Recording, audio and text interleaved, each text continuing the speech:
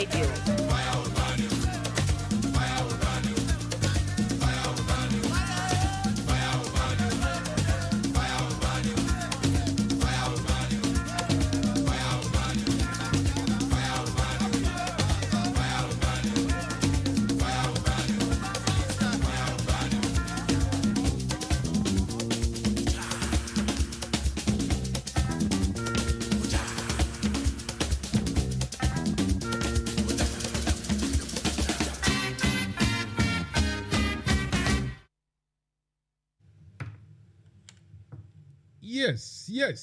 Yes. Hello.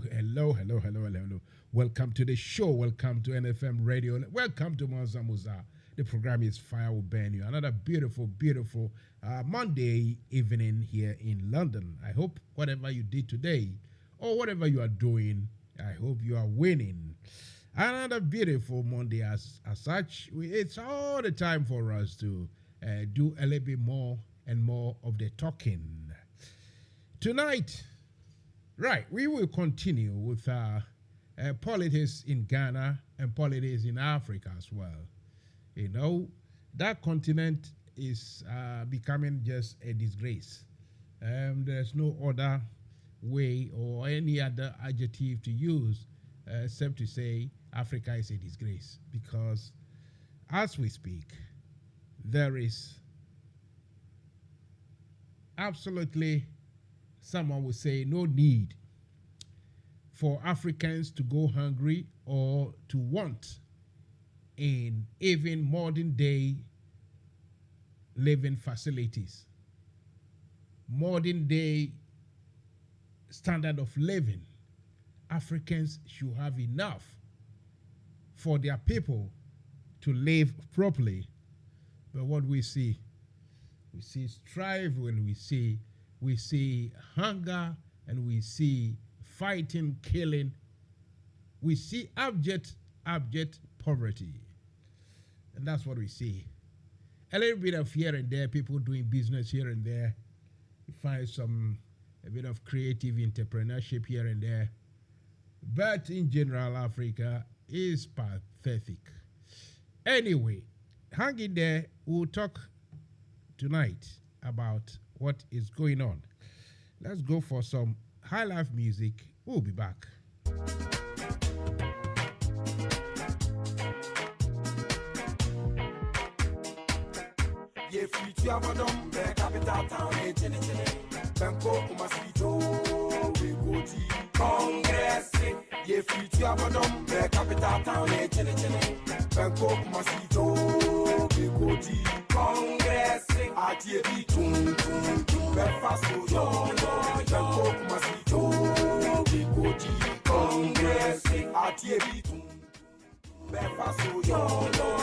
Then we will talk about the political scene in Ghana. You know, anybody you ask, well, apart from the MPP group, they will tell you that the government is weaponizing judiciary.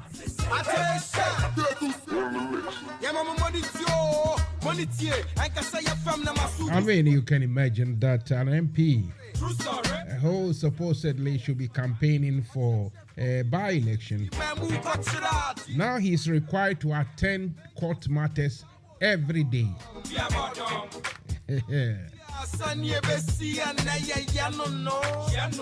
As they say, that word, power is transient.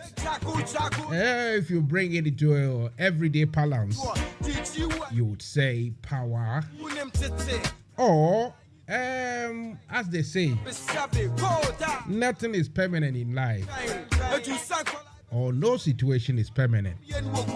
So they say power is transient. But then, people don't see it like that. When they are in power, they think they are in power. How can you run a country based on enmity and anger and not normal opponents, but rather not even rivalry, but you run the country as though we against them, we and our enemies.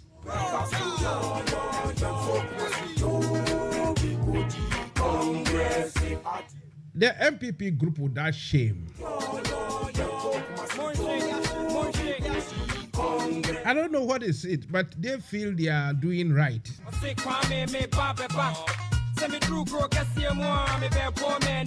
I can't see anywhere in this world when the Electoral Commission has not reported that it has been deceived. If the Electoral Commission reported that, well, we were deceived, then of course we would understand the position of the Supreme Court. But the EC is not even being asked questions. Just as it is during the election petition, the EC was left out. You see, in all this, let me say it, that they say power is transient. Look, one day, then, you see, how is anyone going to defend this? I don't understand. Because I know, true to form, Africans, Ghanaians, there will be a payback. I know there will be a payback. Which isn't right at all. If you come to the NPP primaries for the presidential flag bearer, well, it looks as if the NPP people love Baumia. Because seriously, if Ghanaians were respected, that they had a mind of their own, if Ghanaians were not regarded as though they are mindless and they forget, or they don't know what anything at all is about in Ghana, otherwise nobody will say Baumia should have a chance. Somebody who we were told is an economic what is it? Is it whiz kid? Oh yes, whiz kid. That means wizardry. That means he's so brainy, so sharp in economics. We didn't have to worry at all. Now what do we see? Now he doesn't even answer questions regarding economics anymore. He's going around sharing digitization and digitalization and digitalization. Oh, Jesus Christ, I don't even know which is which anymore. I'll say a friend, digitalization and digitization.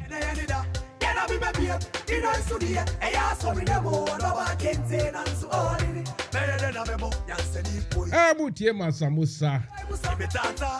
Our internet radio is so. Yeah, well, YouTube at the moment. Very soon, no, we on Facebook and so. For now, we are on YouTube because Facebook for now, I don't much church over home. Oh, Bonyum Kakrabia now more YouTube. Mr. Adam Pesami Bonyum Kakra. Just to warm up before I do the monologue. Where shall I wander? Hey, now NDC for more UK, so hello. Now I could see saying.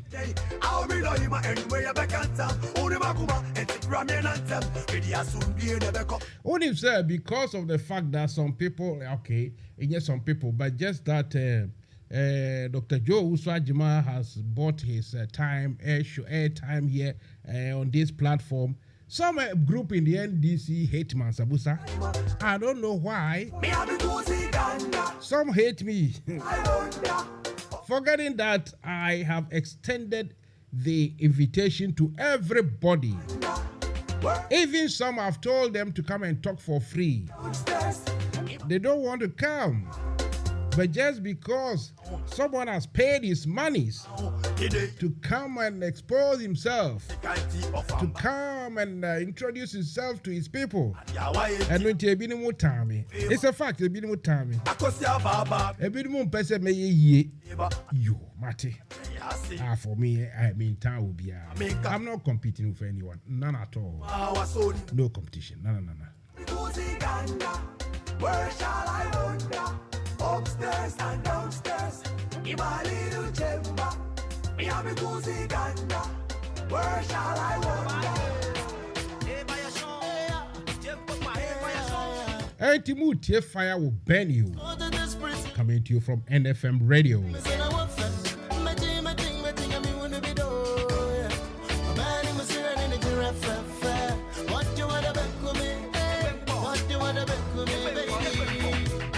She's an African beauty, oh baby, never baby, I had to no fear.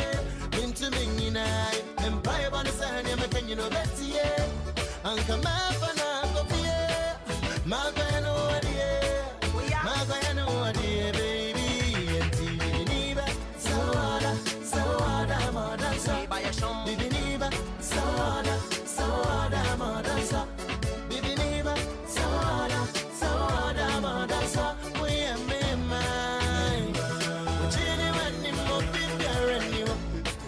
Come and at him, I say, yeah, grab a Jimmy be a one yemmy, or that's a more can say.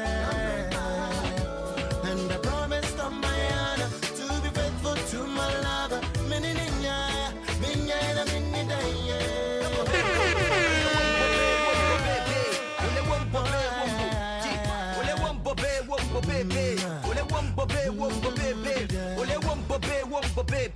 Tiny wumbo baby, will I bore me to it? I can't be way. I want to be jail, no, I can't keep day.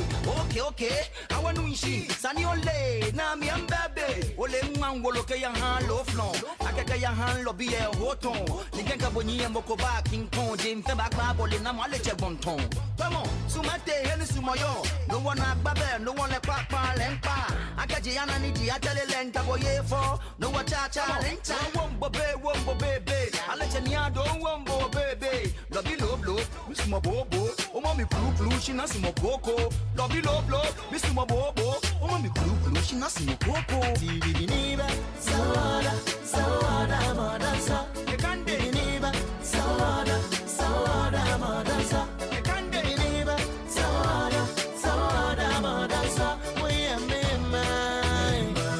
Jenny, when you move in there and you walk up the one, no matter my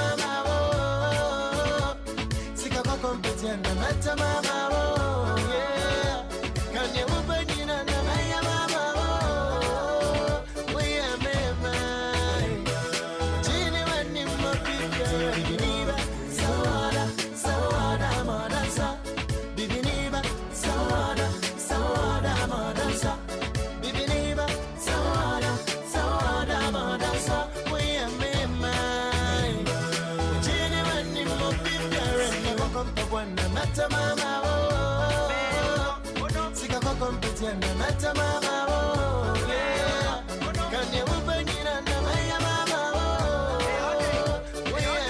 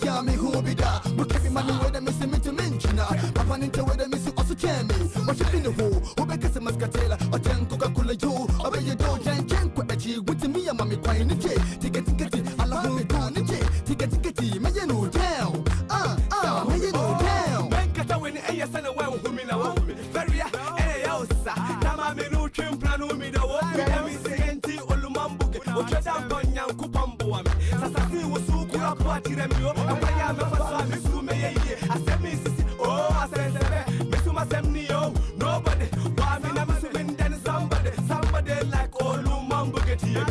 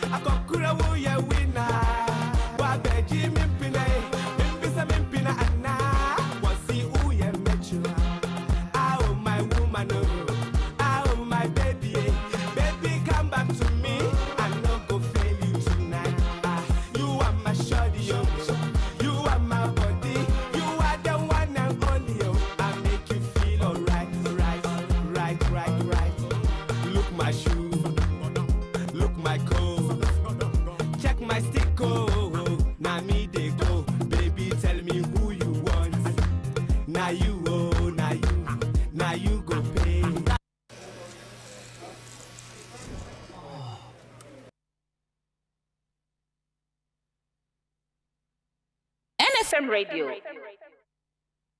Listen to Fire Will Burn You on NFM Radio with Mansa Musa, Monday to Saturday, 7 p.m. to 10 p.m.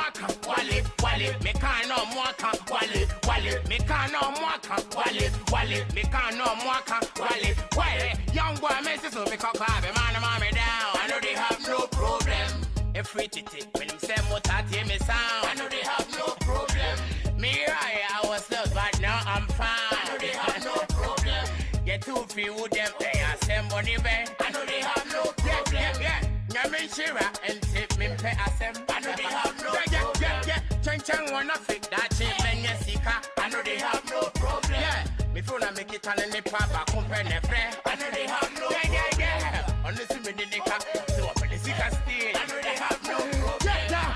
Send a miti and the footy dada no. Oh, send a fiti and the footy dada no. Oh, send a miti and the footy dada no. Fiti dada no. Fiti dada no. And you and me, bono, come on, I'm saying you know, I know they have no problem. If you home, I be home, yes, I know they have no problem.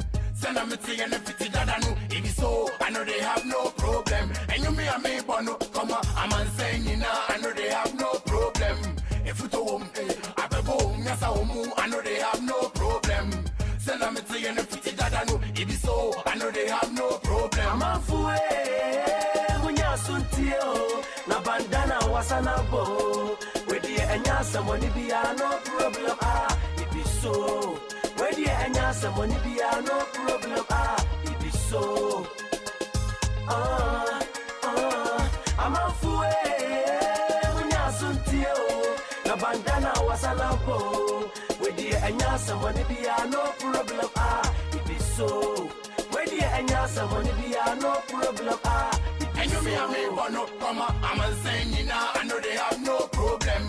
If you home, I be home, yes I know they have no problem. Send a miti and the fiti dada no. If so, I know they have no problem. And you me and me wanna come I'm saying you know I know they have no problem. If you home, I be home, yes I know they have no problem.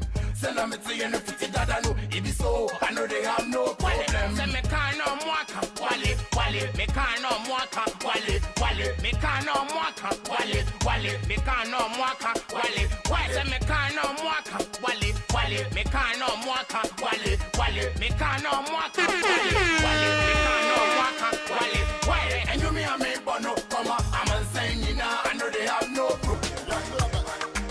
You know, me love you, me can't know you dance. That's what I want to love you, baby. I love you.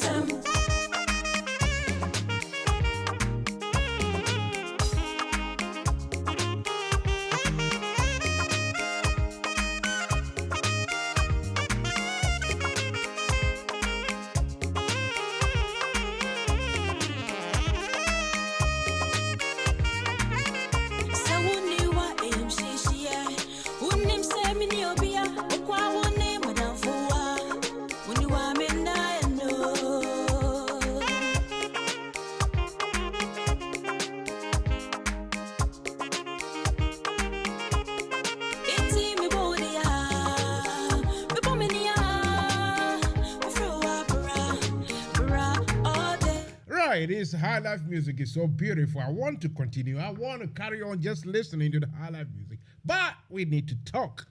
Right. So if you want to join me, 0208 123 5911.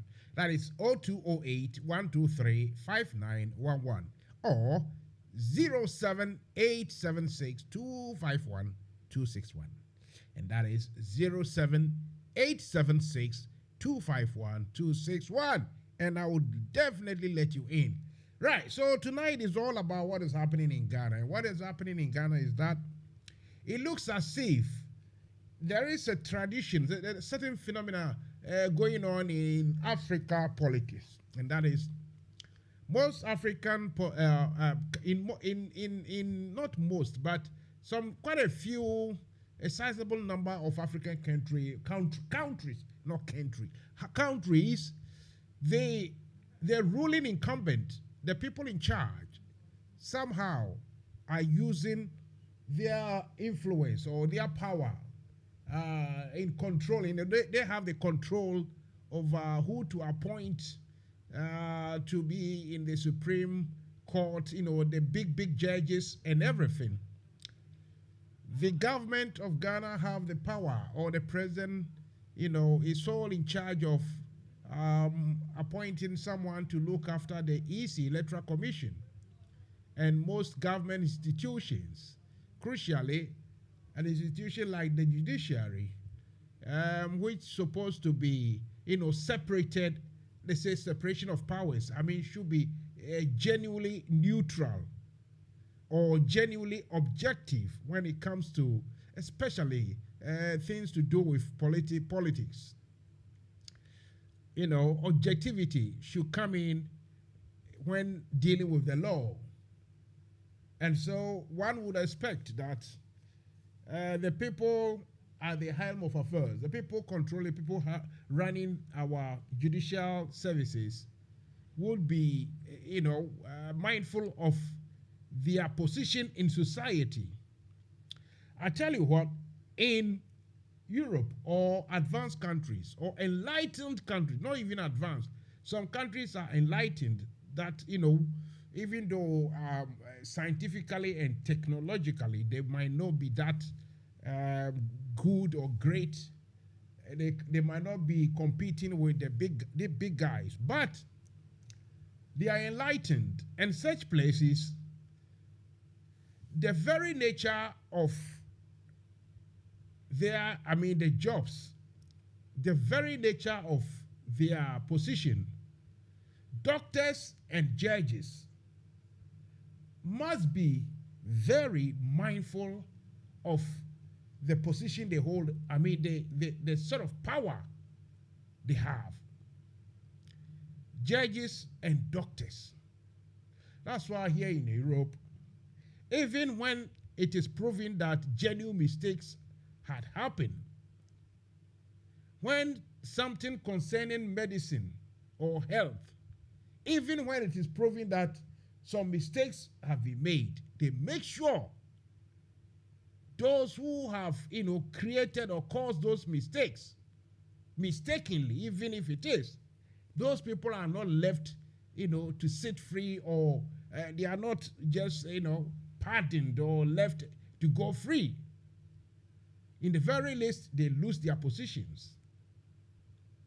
So we are talking about doctors and we are talking about judges. Judges, the nature of their job, their profession. Just like doctors, they are playing mini God on earth. Just like doctors, judges are the mini gods. Because a judge can change your sleeping position. A judge can take away your freedom, your rights, depending on how he or she will interpret the laws of the land. So, by the very nature, doctors and judges, for instance, I go see my GP, my doctor, or a doctor from outside will call me to ask me the recent, how the situation, my back pain and the rest, ask me questions. And I should have absolute trust in his judgment. I should have absolute trust in his judgment. I'm putting my life in charge of someone I trust that this person has learned, has studied specialize in what he's talking about. So I give my trust to that person. The same goes to judges. A judge can free you or unfree you. A judge can, change your situation, your position, where you sleep. By their very nature, judges and doctors, they are playing mini God. Oh, come and continue.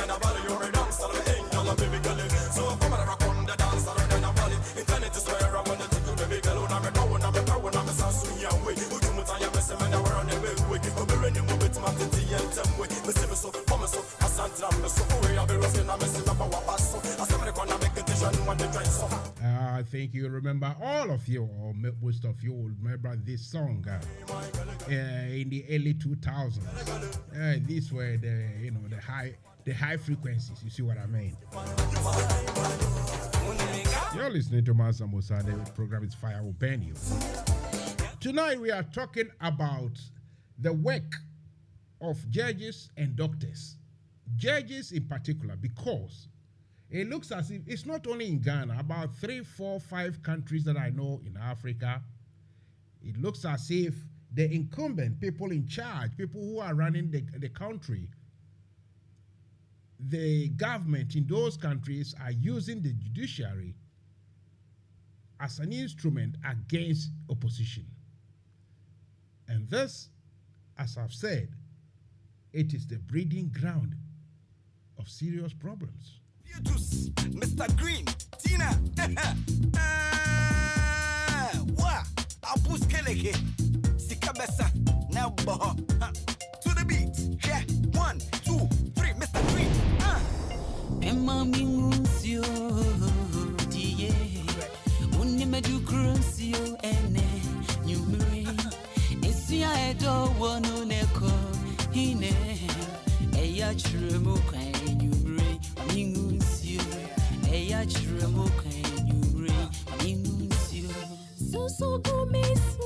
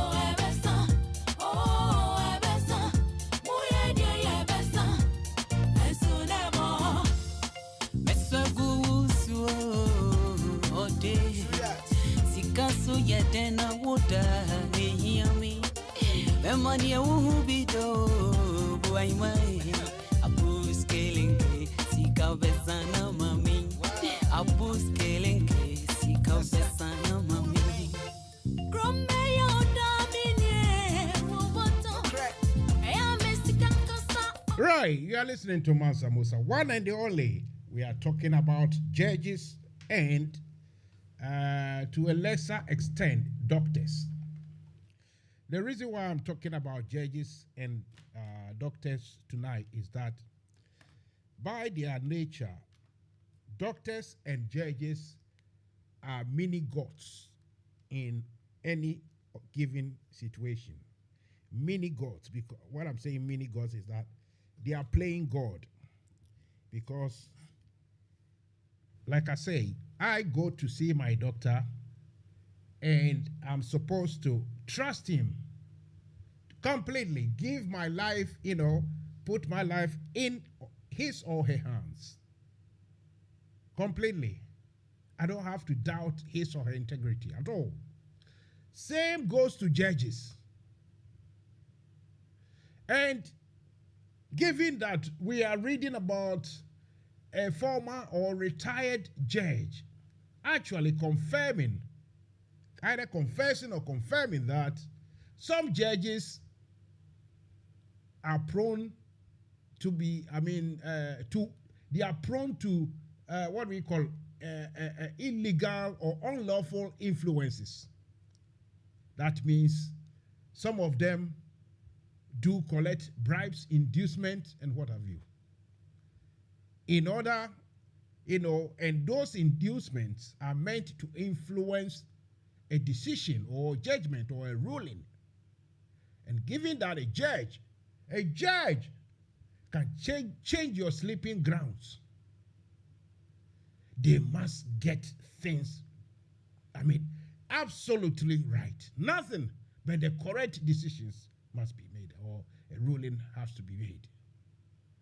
So for this reason, what is happening in Ghana and other African countries, Jesus Christ, using the judiciary as a weapon, the same thing that brings civil wars, in a small way, a subtle way, is happening in Ghana. A gentleman has phoned me. Let me go to the telephone to say welcome to him and what he has got. Hello. Good evening. Good evening, senior. Good evening to you. You too, you are a senior. Where are you calling from and your name, sir? I'm in Siaba Nana Akosikobi, and I'm calling from South Ockenden in Essex. South Ockenden. That's far away from where I'm sitting, but I know it's in Essex somewhere. Yes, go ahead. So this is the first time, I think. This is your first time, isn't it? Over here. Yeah, it's my first time on your program. Where have you been? The whole world knows Mansa Musa. Where have you been? Who has hidden you under a rock? Well, I got to meet you first. I blame your missus. I blame your missus. That's all. I got to meet you first at Omega TV when the National Youth Organizer of the NDC was here some time back before their elections. They had a program there, and I heard you ask 2-3 questions to them, which were very tough. That was when I took interest in your positions on political discussions.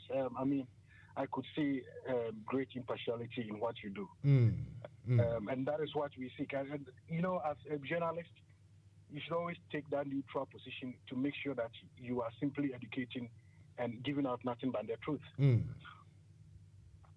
Thank you for the good work you're doing for Ghanaians, in a way. Thank you, too. But yes, for your program tonight, I would want to comment on 2 issues. One is how politicians are weaponizing the judiciary service in Ghana now. And then my second would be on why Ghanaians should not even consider the vice president as a viable candidate to even vie for presidency. Those are the 2 issues I would want to talk about. All right, fire away. Take it away. All right, Senior, thank you. Let me take on the weaponization of judges.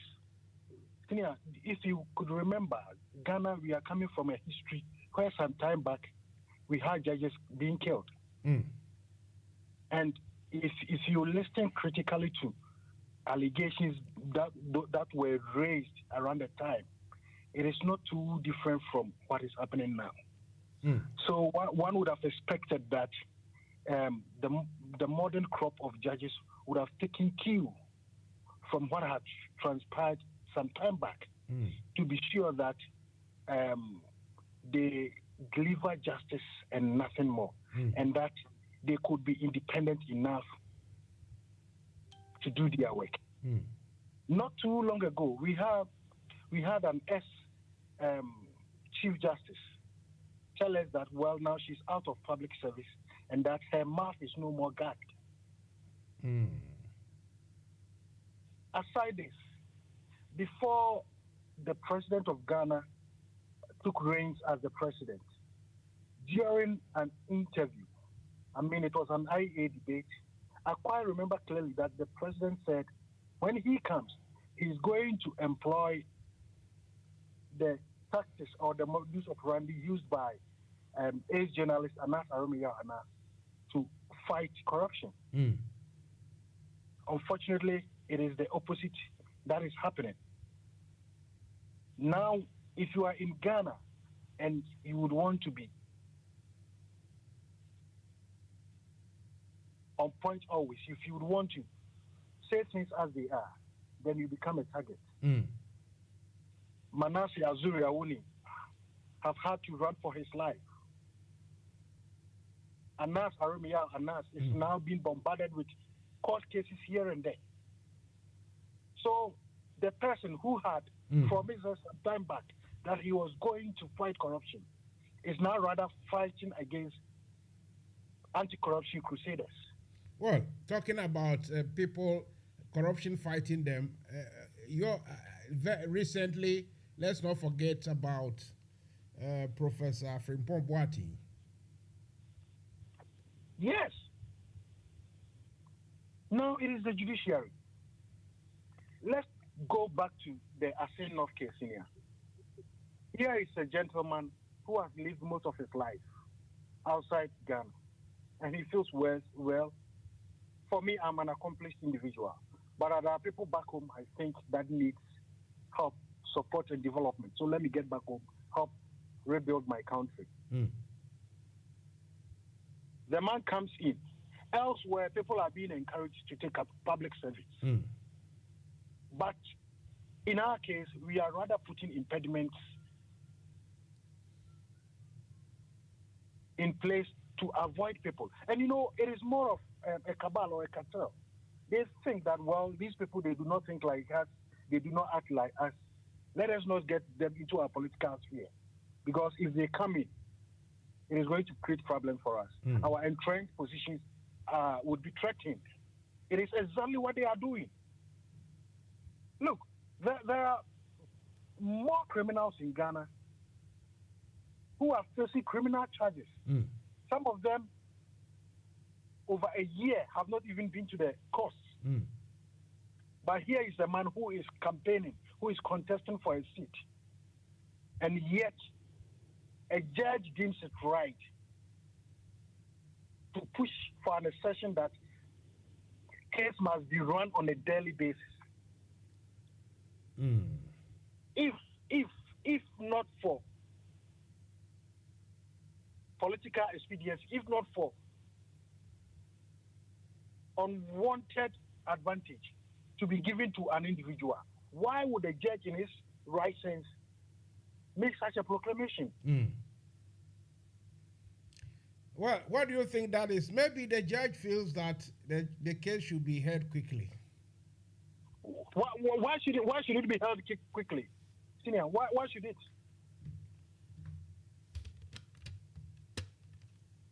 And you know, 27th is not as though it's about 2-3 months away. 27th is just about a week or so away. A week from tomorrow. The case could have been heard. But then, look, you see, there is a local adage that says that the gods, before they kill a wicked person, always make him crazy. Look, NFM Radio. This government can do whatever it wants to. But then there will be a resounding victory for that man to send a strong signal that the will of the people cannot always be subverted. And that this time Ghanaians are NFM Radio to the truth and what is going on. Look, we can't continue on that tangent for all this while. Senior, if Call me Mansa Musa. if I mean the outcome we all want for our country is development. If the goal is common, that we all want to push the development of Ghana, why not collaboration? Why not togetherness? But then creating a lot of this divisiveness, and all this is happening under a so-called human rights lawyer, someone who has been touted over the years as a renowned rule of law advocate, and nothing seems to be done. It is sickening. It is sickening to the bone. You can't just understand. And look, if this man must be going, he must be going with everyone involved in his government. And it is the very reason why I'm saying on the second topic that Ghanaians should not give chance to Alhaji Mahmoud Bawumia, because he wouldn't be any different. He wouldn't be any different. No, he has been the manager of our economy for close to 7 years, and nothing new has happened. He's in charge of the economic management team. He's the chairman of the economic management team.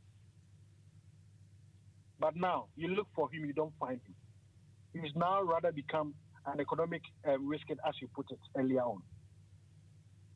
We need serious minds. We need people who have their country at heart. And this crop of leaders in this government, we should try as Ghanaians to be sure that we kick them out and kick every one of them out. Yeah, I would want to end here, but finally, I would want to move on to the internal politics within the NDC UK Ireland chapter. I think the normal rhetorics of people bombarding us with campaign messages, we should go a bit ahead of that, because look, the kind of leaders you have reflect the kind of people you are as a group. And I think it is time we scrutinize these individuals who are bringing themselves up for leadership positions in the NDC UK chapter. I mean, their messages are all nice, and then people can easily do that. Someone can sit down and then write nice campaign messages just to get people convinced. But then, if there is a debate or an interview like you giving out, electorates get the opportunity to know these people, ask questions. That would help scrutinize individuals before we give them leadership. Because, look, at the end of the day, the ultimate is to wrestle for political power, to make sure that we all help in shaping the future of our dear country. And if we do not get the right people in place, that struggle will be in vain, because it always takes leadership to make sure that we are moving in the right direction. I don't know. I'm an advocate for a debate and interviews, if possible. And I would be very glad if you could keep pushing for that to happen, so that these individuals could be scrutinized, to be sure that truly they are genuine people, they are people who have Ghanaians at heart, and that it is not about name calling or just for the sake of being leaders. That is why they are vying for these roles. Yeah, I thank you very much for the opportunity given. Thank you too. Thank you. Your call was or is a good call. Thank you. Keep listening. Please share the what we call the links. Tell other people to either listen to the radio or come to WhatsApp or Facebook and join in the discussion. I don't know if you have had a meeting with someone else, because someone this afternoon called me almost your last words that I should try and get the MPs to scrutinize them. But obviously you would know that I personally have tried to call them for scrutiny, but they will never want to come. Even the NDC ones, they fear Mansa Musa. Why? I don't know.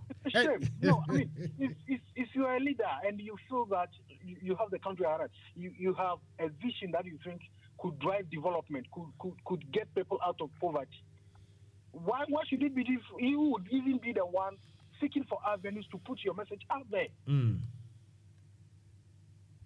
We need to be wary of such people. We need to be very wary of such people. Listen, thank you very much and have a good evening. No, thank you for having me. Bye-bye for now. Right. That is Nana and Siaba, is a fellow who has just finished speaking. Also, bet me a friend na Edin Komo.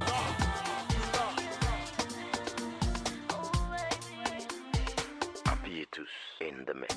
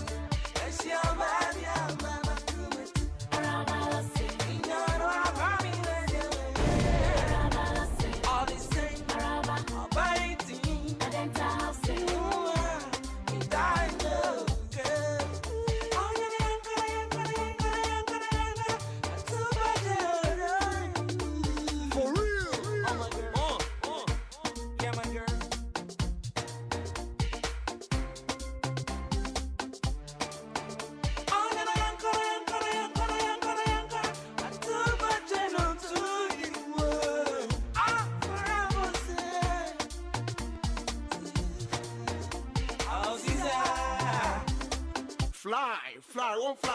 This girl gonna make you fly. So beautiful like that, I fly. That's my body, Mr. Sly. Yes, I know they lie. Me and one sweetie pie. Pie, pie. Oh, lady, bottom power, won't want so me my bye. Bye, bye. So far, so good. Excellent, succulent, elegant, romantic, bombastic, fantastic. When you let you know what your chopstick. Of the way that I am what will Caesar.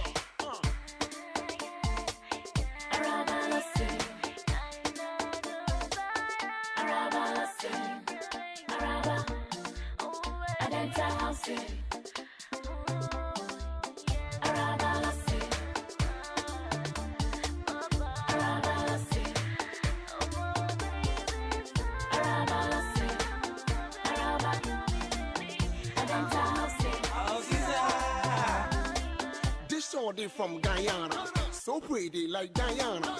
Now more pretty Sepaya, a memo Cinderella. Muhuna Befanola, Obo, CP Sita, Shinanentu, Nabasa, Nenkomo, Nekasa. No be in a bet shop, said what Bayo Yeshu Perua, Chiki Yeshu Peru, what Bayo Yeshu Perua, Minyana Altaso, Ehona Yedinse, Minyagra. Unya dia to cha cha.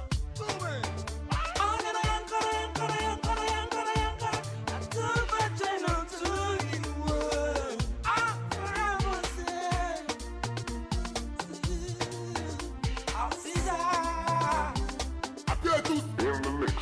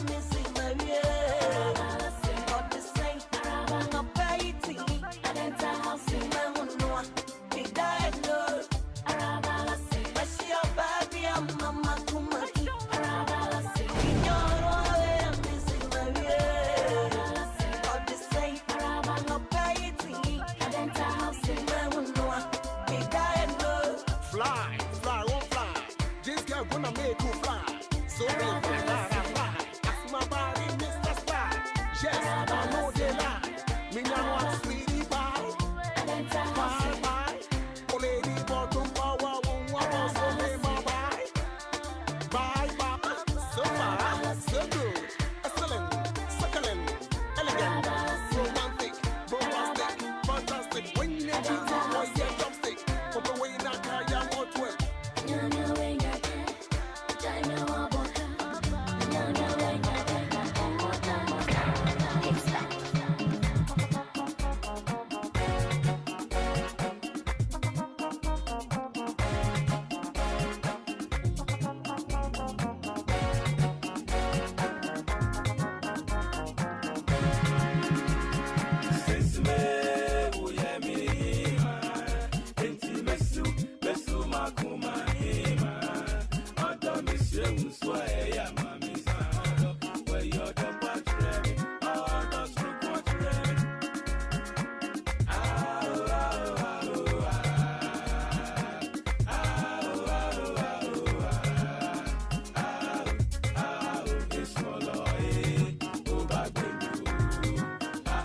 right, so it's now 8 p.m. here in London. It is 7 p.m. in Ghana. You are listening to Mansa Musa. The reason why I'm going to be quiet is that I was waiting for response from Accra. 2 people actually signaled that they want to come and discuss stuff with me.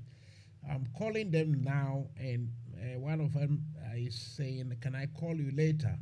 The other one is not responding. So let's carry on. But what we are discussing and what we are going to discuss very soon is going to be, okay, thank you. I'm going to arrange to call some MPs from both sides and interview them on their achievements and their challenges. And I will write to them politely and arrange for the interview, scrutiny. Because what it is that after elections, the electorate or the masses, the citizens, they don't have any other chance to, how do I say, to question their representatives, even though the MPs do sometimes go to their constituencies to help in and out, to help here and there, usually to give out monies to poor people, which is a shame anyway. Giving and taking, we love these things in Africa. It breeds corruption, those things, it's all corruption. But so the point is, electorates don't get the chance to question or scrutinize their representative, being the MPs. Or the electorate doesn't get a chance. I mean, the citizens don't have that chance to question or scrutinize even the government, the executive part of government. They don't have that chance. It is the job of MPs to scrutinize, hold the government's feet to fire, so to speak. Okay. One of my machines is telling me that internal temperature is becoming too high, so I've got to do something. Anyway, so the MPs have to scrutinize the executives. But in Ghana, as in so many cases around the globe, this liberal democracy, this liberal sort of governance, that's supposed to be to have the executive, the legislature, and the judiciary. Then we should have, let's say, the media also supporting. They, if the judiciary is even quiet, I wouldn't mind. But parliament, being legislature and the media, they should be putting their very best foot forward in scrutinizing the ruling executive. I mean, the people in charge of day-to-day management of the country. But we can see, especially in Ghana, even the media activity has become a rubber stamp. Those who don't like or don't support the executive or the government, the ruling party, they are very vociferous. What's the word? Vociferous. Yes. Vociferous. Yes, that's the word. They are very vociferous. They talk, they shout, they scrutinize, they challenge. They tell the government of everything. But many a times, the neutrals whose activity would carry a bit, a more strength. If the neutrals' activity will carry more strength, will carry more meaning, these neutrals have rather become very quiet. And so, government is getting away with anything they want to get away with. This isn't right, and this must be corrected. So I will find time to call MPs from both sides or of both sides and ask them 1 or 2 questions of very, what do we call it, national interest. You see what I mean? And if they refuse to come, or if they refuse to, okay, I can't see the rating. Please write it again. I'll have to read it. If they refuse, then we in diaspora will discuss them in their absence and give them ratings. If you know what I mean. If you know what I mean, that's what I'm going to do very soon, at least, or leading to the elections 2024. That's what we're going to do. So we'll have a lot of scrutiny. And I want you, my listeners, to join in, to write down your questions whenever I get any MP or any political activist, any political LA, any political sort of personality. Then you can ask your question.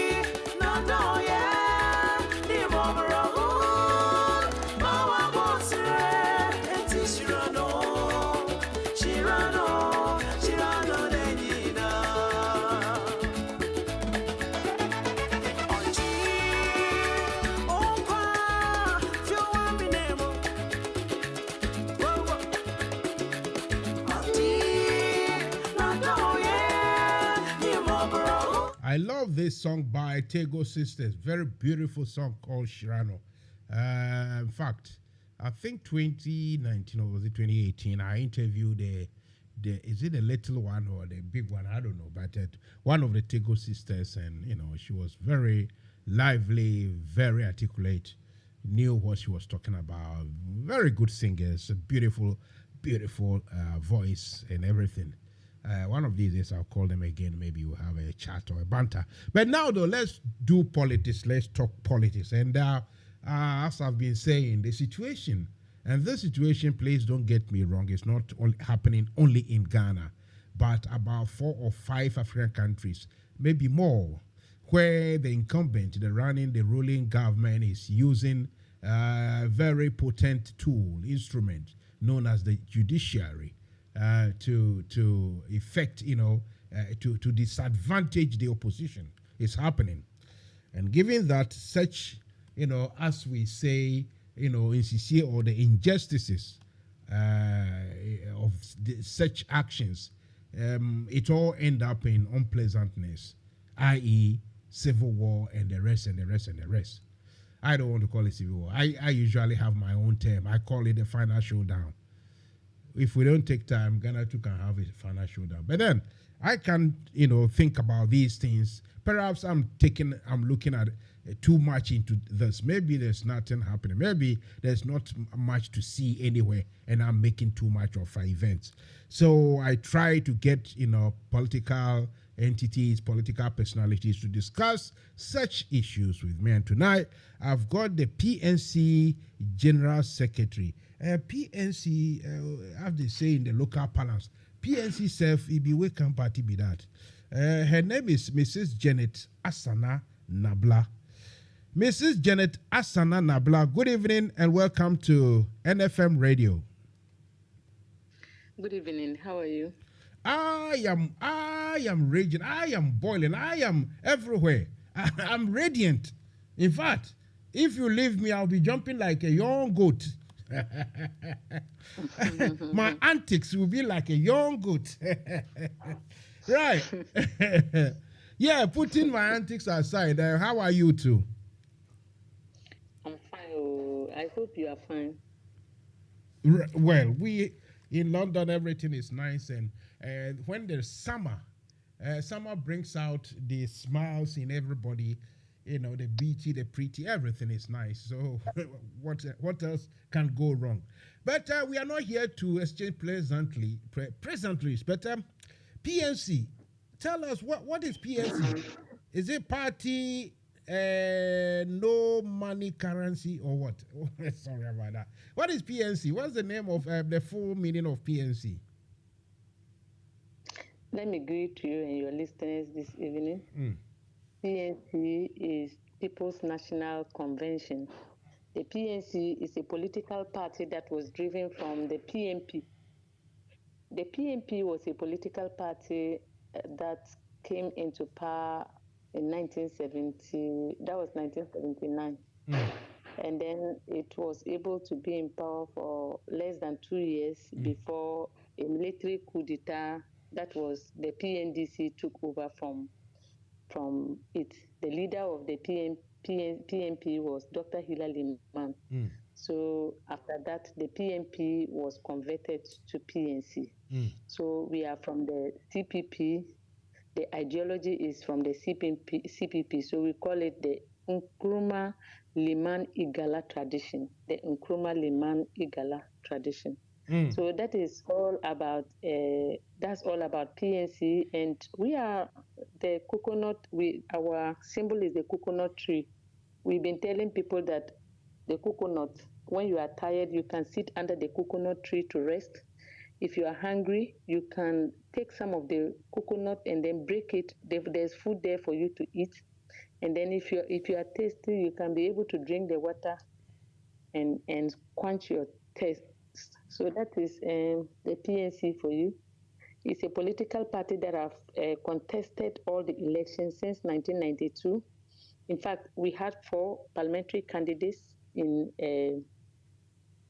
were able to win 4 parliamentary seats. That was in 2004. We had parliamentary seats in 2000, 2004, 2008, 2012, 2016. It was 2020 that we lost the last parliamentary seat. So we intend to come back to bring more seats in power. In fact, when they talk about a political party in Ghana that have been able to come out with initiatives that Ghanaians are now enjoying, is the PNC. If there is there's something called NHIS, National Health Insurance. It was the brainchild of the PNC. We have now a Ministry for Women and Children Affairs, thanks to the PNC. We had something called Get Fund, that is for the needy but brilliant children in the country. It was a PNC idea. School feeding is PNC idea. We campaigned for these programs. That was in 2000. These were our ideas that we came out and campaigned on.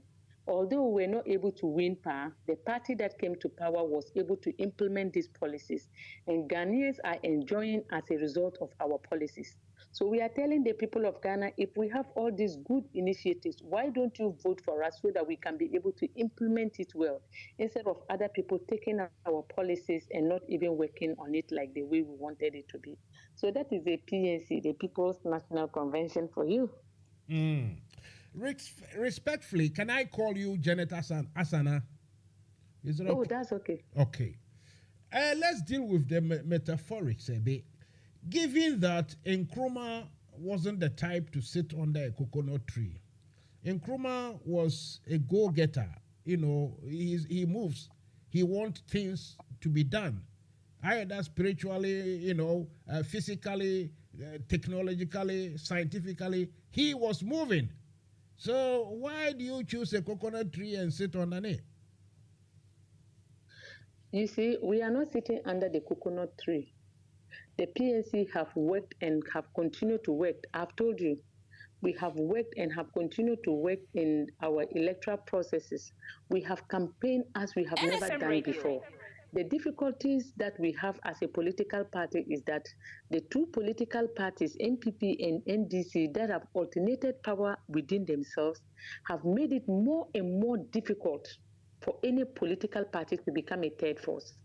They have made it more and more difficult. When they are in power, their main aim is, you see, when you look at NDC, most of the people in NDC, most of them are PNC members.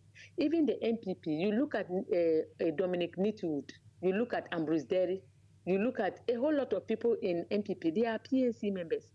We had this in the NPP, the NDC, the same. A lot of our people, even this Mohammed Muntala, we have this in even minority leader and other people. They were our people, but now they have all joined NDC and NPP. So it's like, because when they are in power and they see that there is somebody who is NFM intelligent in PNC or who is forthcoming, they will pick the person into their party. So you see, and they make things very, very, very difficult for a third party to emerge. That is what they are doing. You see, they prevent all other avenues. And also, we don't have businessmen in the country who can come out to dare. Because you dare, you look at a political party and you have confidence in that party, so you will provide resources for that country, a party, and allow the party to dare. Because Ghana is too young to be a two-party system. It's too young. So, in fact, and it is more even dangerous that we have only NPP and NDC that is alternating power within themselves. It's a very, very difficult and dicey situation. And we think that it's not good for democracy. And more to the point, Ghana, we are practicing a multi-party democracy. And for that matter, the third political parties should have force and also have members in parliament so that they can be able to protect Ghanaians. You've seen what has been happening between the NPP and the NDC. Their parliamentarians are protecting their parties. They don't protect Ghanaians. They are protecting their parties. So we need a third force to be able to help us do that. I have a suggestion as to how the constitution should be restructured so that, like a positive action of years gone by, we can get other parties into the Ghana parliament. But I will explain that later. I call you to discuss contemporary issues and today's politics. But before we go there, my producer is asking me to ask you that since you came in, that were you able to share the link to your followers? I mean, is that important? No, so I wasn't. You didn't. You see, I wasn't able to. Okay. You should have told me. Okay, fair enough. Fair enough. It's not a big deal. Okay. Look, what we're going to do is that when I called you, if I had got when I called, then I would have said this and that and that. But since I couldn't get you, in fact, I was even announcing to my listeners that, look, I'm trying to get people and, I'm not getting any joy. But since you have called and we've started already, for me, even if I'm talking with this thing, I can still be sending messages. If you cannot do it, what I'll do is I'll give you 5 minutes. I will resend. 5 minutes to send it. If you have the link, fine. If you don't have it, I'll give it to you to resend it. Send me the link. Okay. Send me the link so I'm going to send you 2 links. One is for the radio and one is for YouTube. Then I will send you the Facebook one as well. So that would be nice. So shall we drop the call now and send you the link? Yes. Okay.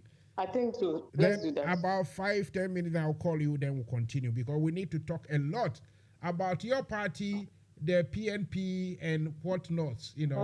And some of us are not CPP, not but proper Osajifo.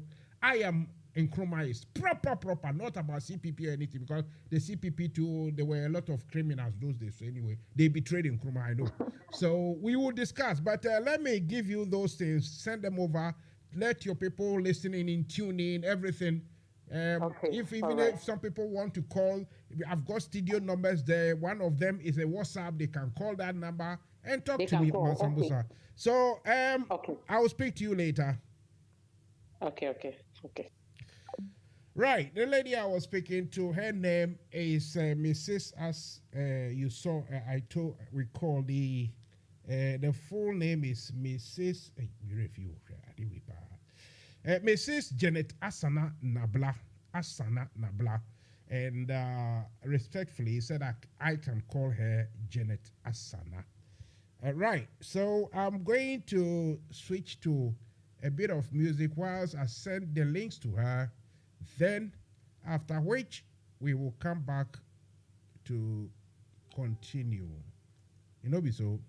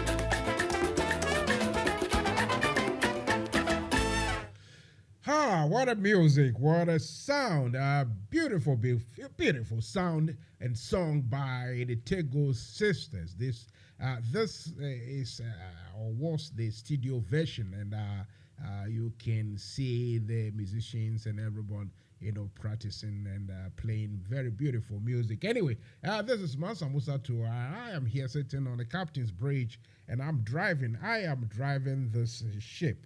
This one from Ni for a gift. Say Mansa, Mansa Musa, on several occasions, these small parties don't focus on themselves by explaining what they are bringing on board, but rather end up promoting NPP, NDC policies whenever they get the opportunities. Madam Anaba will have a different opinion to that, but it is your how do I say it? Yeah, it's your opinion. That's what you think it is.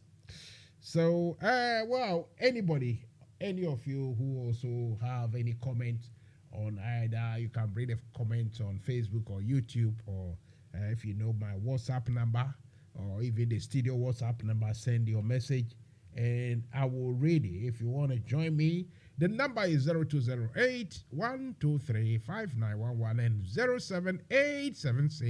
07876-251-261. Mansa Musa, it is fire will burn you metaphorically. Anyway, so we are talking about the situation where today in some African countries, especially those ones that are doing the liberal democratic systems, supposedly it is about it's about talk make I talk. It's about democracy. It's about the rule of law and freedom of speech, free speech, and everything. But in Ghana today, a lot of people will tell you that the very idea of the very what we call it is institution that should safeguard the notion of a rule of law, or safeguard or give the institution that should give meaning to law and order and the rule of law. That institution is the judiciary. That is a third arm of government or governance. But instead of them being very objective, neutral, honest, and objective, In Ghana and elsewhere, I can name Senegal and I can name Congo, one of the Congos. I think Benin recently, and some other countries. You see, for those countries that are ruled by one man thousand, like one man show, those countries that have a dictatorship or something, or authoritarian government, for those ones, you can't help it because they are not democracies. But the so-called democracies, where the incumbent, the running government, what they fear, nobody knows. But we know that what they fear is that when they leave power, they are forced by constitution to leave power. They must try and maintain the status quo by making sure that their remnants, their party people, the people in the same party will win power. That safeguards their security. They will be safe in that sense. I mean, when I say safe, I don't think anyone is advocating that people should be chased and killed or eliminated or no. Well, they will be safe in the sense that whatever they've done, either in truth or in perception, i.e., if they are suspected of fraud or corruption or anything, because it is their party that will come and continue, that means they will stay safe. You see what I mean? So, for instance, some of us, I personally believe that a lot of people in this government have, amassed so much money, so much wealth of some dubious, unexplainable sources. You can't explain where those monies are coming from, but they are they are pretty rich in not in local currencies, but in hard currencies as well. And some of us think that when there's a change of government, you see, in the ideal world, if the changes happen and let's say it's still the NPP in power, one would think that, okay, no problem. They have changed, a new president. He will come with his new style. He doesn't want this katasumumwaso. He doesn't want this nepotistic, obinyonko, that sort of thing. So he or she will try and bring back some discipline into public life. That's what ideally should happen. But you and I, we know that it ain't going to happen unless and until there is a proper change of government, change of leadership from one party to the other. Then, at least from the beginning, public pressure, society pressure will come to bear on the new government to act. Because honestly speaking, for me, I have said it several times, nobody should promise economy.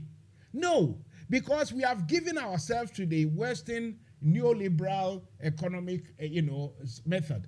That's what we are doing. And so we don't control our economies. What we can control is the behavior of the people in charge of the economy.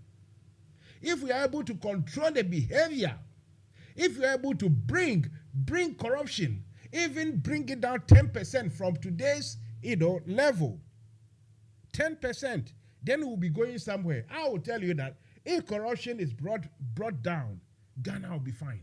Ghana will be fine economically, socially. You see, so it's not about people promising, lying to everybody. Just, you see, some will say that I'm being partial here and I talk against the MPP. But they are telling lies to Ghanaians too much. They know that they have messed up. They will not own up to anything. As we speak, if the NPP should win the Asin Central, not Central, Asin North, if they should win, I tell you, some people are saying, they want to win so that they will get opportunity to vote down the anti-LGBT, blah, blah, blah. I don't give a damn about that too much. What worries me is what they are going to do with extra powers or extra advantage they will have in parliament. A Kufadu with his Japan, a Japadie, a Kufadu with oil for money, a Kufadu with 52 billion cedis, which in those days it can be calculated as over $10 billion. That money just gone, vanished into thin air. So that, that is what worries me. Should Akufo-Addo and his people win, they are sin enough. You see what I mean? So I will tell you for free that, okay, thank you.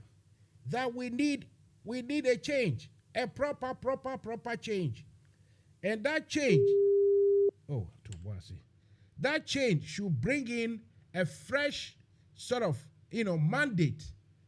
And that fresh mandate that Ghanaians can control, can influence, and make sure, tell them, hey, we need you to check, to scrutinize. If, for instance, NDC come to power and they do proper investigations, proper scrutiny, and find out that all the people we are suspecting, including Nana B, Kojo Ponkroma, Gabio Srichadako, including, as for the Baumias and the Akufo-Addo themselves, maybe some immunity so they can go and sleep. But the small people who have overnight been made so rich, including some media people, including people who have been assigned, government work, have been given work on boards of institutions, and they are making millions, forming of companies, subsidiaries, and siphoning government money into their own chest, into their own coffers. The investigation should come out and tell us that, there's nothing untoward. Everything is above board. If that is the case, all right, we will, me mama Mansa say, okay, me here to be kwa, inti fi ni ho. Anye sadia, debi, yempre kra, yempre,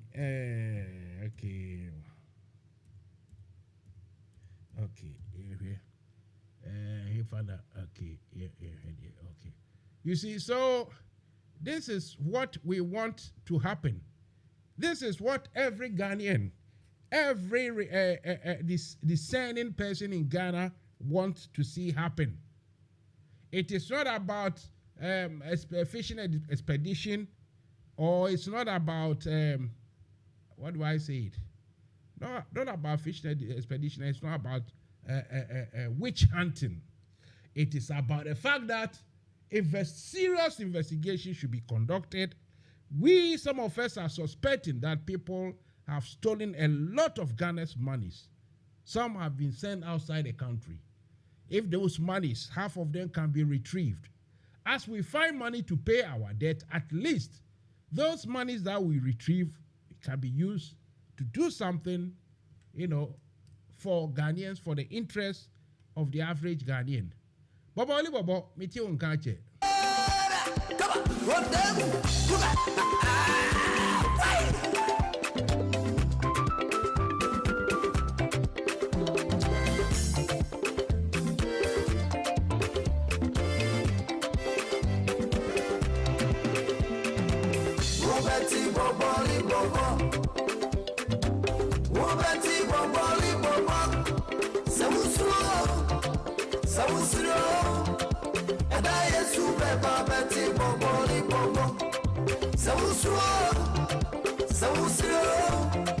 I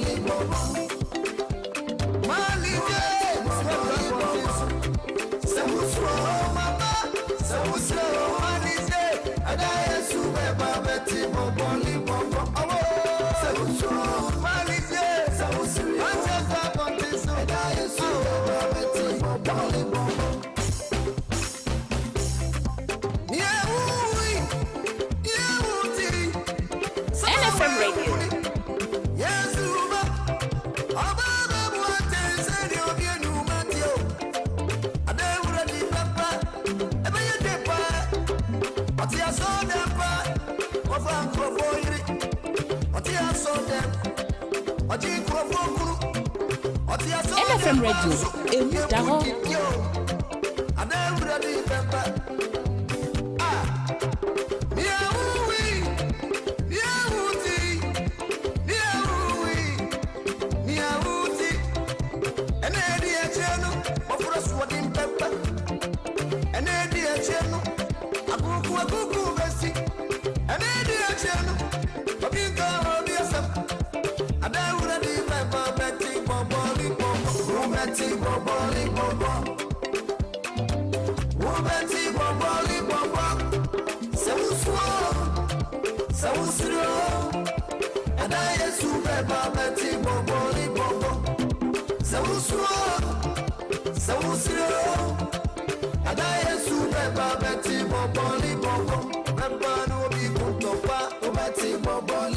NFM Radio.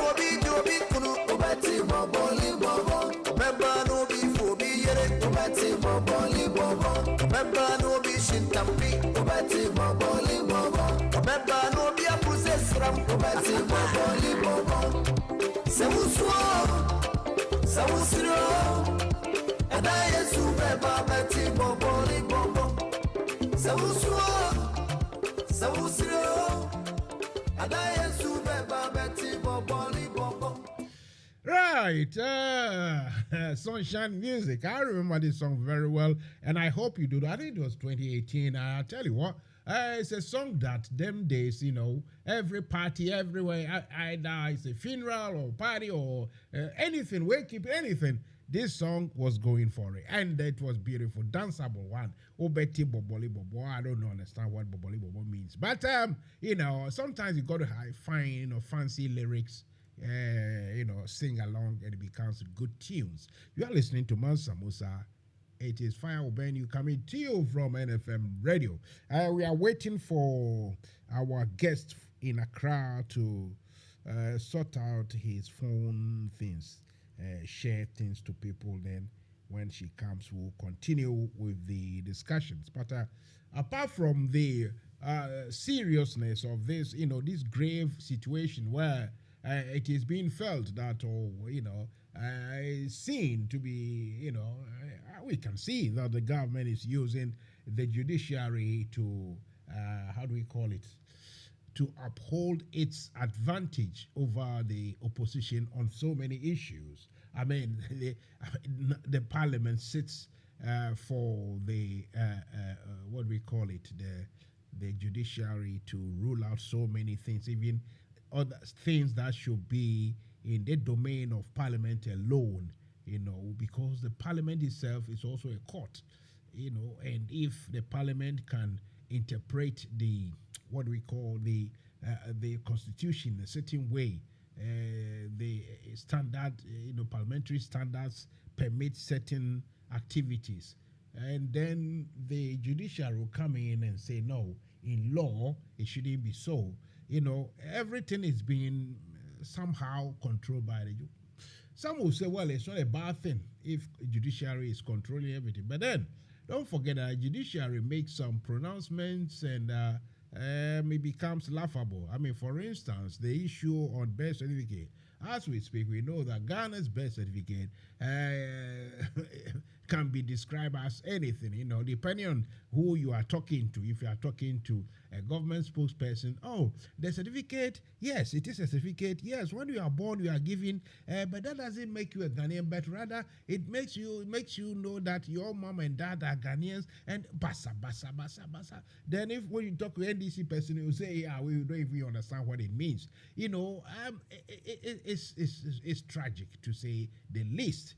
So obviously, it's not everything that the judiciary is getting right, and that is the danger. Because, like I said from the very beginning, the judiciary, judges, and doctors, the nature of their work, their job, their profession, is that a doctor, like I say, I go to see my doctor, or the doctor these days technology, he will just ring me. And we can even do video call, and we talk about my ailments and pains and this. And I have to trust him, completely. My trust, I'm living my life in his hands. That is the trust. He's playing God. He can do something, and Yabutu. The same way, judges are playing mini God, because they can change your circumstance. They can change your sleeping arrangement. Judges. So they must at least 99.9% get things right. Judges should never be seen to be, they shouldn't become doubtful. I mean, judges should be, how do I say it? The law itself should be predictable. You see, but the judges shouldn't be. The judge should be unpredictable, but the law should be predictable. That means what the law says, the judges should be able to, to explain, to interpret it properly. But where there are political considerations and political concerns or political influences, over their judgment, that, actually brings resentment. And I've said that judges, when they make mistakes, or in this case, when deliberately decide to do politics with the law, then these things breed what we call the civil wars and all that, what is happening on the continent of Africa. Talking about continent of Africa and what is happening, you see, as we speak, I think the European Union have given Egypt, I think $27 or so million to help them, stabilize the situation at the Egypt-Sudan border, because a lot of refugees are running away from the civil war into Egypt, right? And I'm asking the whole of Africa, the Africa that we are so proud of, our culture and our tradition. Every time you open your Facebook, you see some dancing. Africans would dress chin-chin. Africans would dress konzo and be dancing to some heavy, what we call it, drum, African drums, and here and there. The culture, NFM Radio. Our way of life. The way we rate our elderly so much, and they respect everything. We think we have everything, and it's true, we have everything. So how come that if there are so many tribal wars or civil wars and everything on the continent, and we cannot even maybe manage it, what about the money side?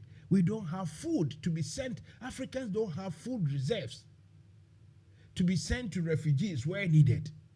Africans don't have, say, monies put aside so that where needed, they can erect some temporary accommodations and other places because a country like Chad, it is the country has so much minerals deposited, mineral deposits in that land, in Chad. But the Chad itself, the Chadians are poor. The only rich people are in France. People who are enjoying minerals or the wealth the natural wealth in Chad, they are in France. The Chadians themselves, they are very poor.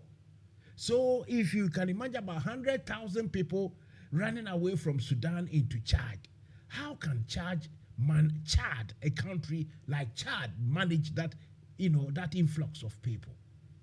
If Europeans are now trying to stop migrants, apparently they are looking for about 1 billion or more than 3 billion support to Tunisia. Tunisia is going to make money out of people's misery to stop migrants from crossing to Europe. First, maybe the Europeans, they think a bit better than the Africans. Maybe they are a bit sorry that people are dying on high seas. But, basically it is that the black people are coming too much. We've got to stop them. Or the brown people, the Muslim, the Allah Kubara people are coming too much. So they got to be stopped. Tell you what, we have a problem. I wish, there was a solution. Okay, thank you very much.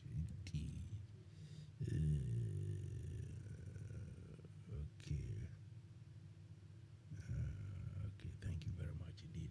So obviously, there is a problem brewing in Africa everywhere, and Africans cannot help themselves. They can't solve it. They can't do anything. We don't have money to be sent to conflict areas to look after refugees. We don't have, money, food, and medicine to help out. The food aspect is what angers me, because Africa has so big arable lands that can be used to cultivate so much food, and we should have food in abundance. But Africans are poor in wealth, in money, and in food. So they march and go to Ukraine and Russia to go and beg them to stop, because Africans are hungry. Even if I have to support that, I will still say the Africans, like a dog, they are barking at the wrong tree. Because as we speak, before the war, Russia is the biggest exporter of wheat. If you don't know, I'm telling you today. The biggest, the largest exporter of wheat. Ukraine was the fifth, number 5. Russia have not decided not to sell wheat to anybody. Russia have not decided to stop trading with anybody. It is the West and America who, for some reason, think they can punish Russia. So their currency, their technological money transfer, and the rest. Now we understand why people are looking for a dual polar or a multi-pole politics in this world. Because you leave the control, the management of wealth and money and everything in the hands of the West, America and their people, then they control everything. So Russia is fighting, so it means every trade in the world should cease. Every country from America to the Europeans, when they are fighting and killing others, everybody can trade. So the Africans and the people who go to Russia to beg them to stop, they are barking at the wrong tree. They should, if Africans are really hungry, they should tell Americans, hey, even in spite of the fight, allow Ukrainians to sell their grain, allow Russians to sell their grain and their fertilizer and their oil. Then we'll find, some antidote to the war. Because you can't panic. I mean, I don't know anyone who thinks, look at Europe and the countries. How many of these European countries, including Britain, can withstand that pressure, that sanction? The sanctions on Russia, any country in Europe, by now, the country would have collapsed. But Russia have men, they have the people. And they are very, very, very clever because they have high degree of mathematics, technology, and science. And they have big land. They have big water is clean one. They have big timber. They have big coal, plenty. gold, everything. How do you sanction such a country? It's a joke. But people line up thinking, oh, when they go and tell Russia what to do, then Russia will quickly jump and do it, and everybody will be happy thereafter, as they say as they say in the folklore storytelling thing, living happily ever after. I don't know how true that is, but let's go.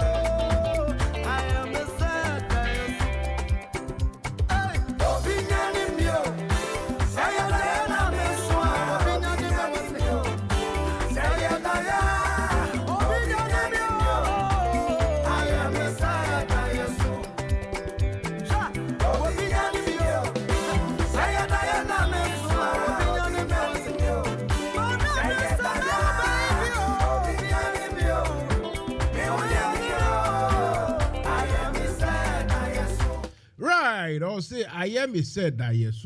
That is another beautiful song. That songstress. I know her first, and I've interviewed her once, and some time ago when she was in London here, we had discussion as well. Miss Patience Nyako will be a beautiful song like that. Anyway, if it is about song, me Mansa Musa, I can pitch my strength against any DJ. Maybe not true. Maybe someone will say, hey, stick with your politics. You are not a good DJ. I will raise my hand and say, okay, I go. But talking about serious stuff though, look, when we have a situation as we have in Mali is today or yesterday, it ended. They had a election, a referendum asking citizens of Mali to change their constitution. Apparently, the constitution was drawn for them by the colonial masters, ever since the French left. The constitution they left for Malians, that's what they are using. And the Malians have now, or at least think they have outgrown this constitution. So they need a fresh start, a new blank sheet of paper to write new words on it. And to me, so should be it. And Malians have voted, I think, massively, overwhelmingly, to accept a new constitution, which will reflect their contemporary, but their origin. Their own way of life, because constitution drawn for them by the colonial powers, which actually do not take into consideration different aspects of life between the blacks in Mali and the Berbers and the light-skinned people and the rest of it. So it's all creating problems and troubles here and there. So if they are going to change, then we have a situation also in Burkina Faso. Burkina Faso, of all places, Upper Volta, the half of the country is taken over by criminals, terrorists, terrorizing people. Talking about terrorists, you see the war happening in Sudan, right? I tell you what, some of us, because of this work we are doing, sometimes we have to watch some pictures or some videos that really sometimes, in my day, I've seen a lot of horrible things in my life, but sometimes I still see certain things and I say, what is going on in this world? You cannot imagine. How can you catch schoolgirls in Uganda and use machete and chop them to pieces? Then, girls, I have a daughter, I have daughters. Imagine, chop them to pieces, then the boys, you put them in a room and set fire, burn them alive. And we talk about history, about how the Nazi people treated the Jews and the rest. You see, I don't know how wicked, how evil people, human beings have become. What exactly you gain in, let's say, killing of those children? Do you gain any political advantage? What is it? I don't know. But these things are all happening. And it's happening in Africa. In fact, there are other places around the world, around the globe, on this planet where we have, chaos, especially in the Middle East. That place too. That's why, you see, especially those church people, when they start singing, and they are singing the old Hebrew song about Canaan and Jerusalem and all those nonsense, I get mad. Because look, honestly speaking, the way Palestinians are being treated, they are killing them for fun. Nobody cares. And you can imagine school children, 4 years, 5 years, 6 years.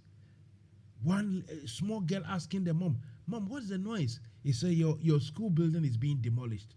The girl asking the mom, why? The Israelis want the land for the people, Europeans, people coming from Europe, people coming from from America, to come and occupy the land. So they have to demolish and seize the land. They demolish, a little girl. Tomorrow, she hasn't got anywhere, any school to attend. Nobody's budging anything.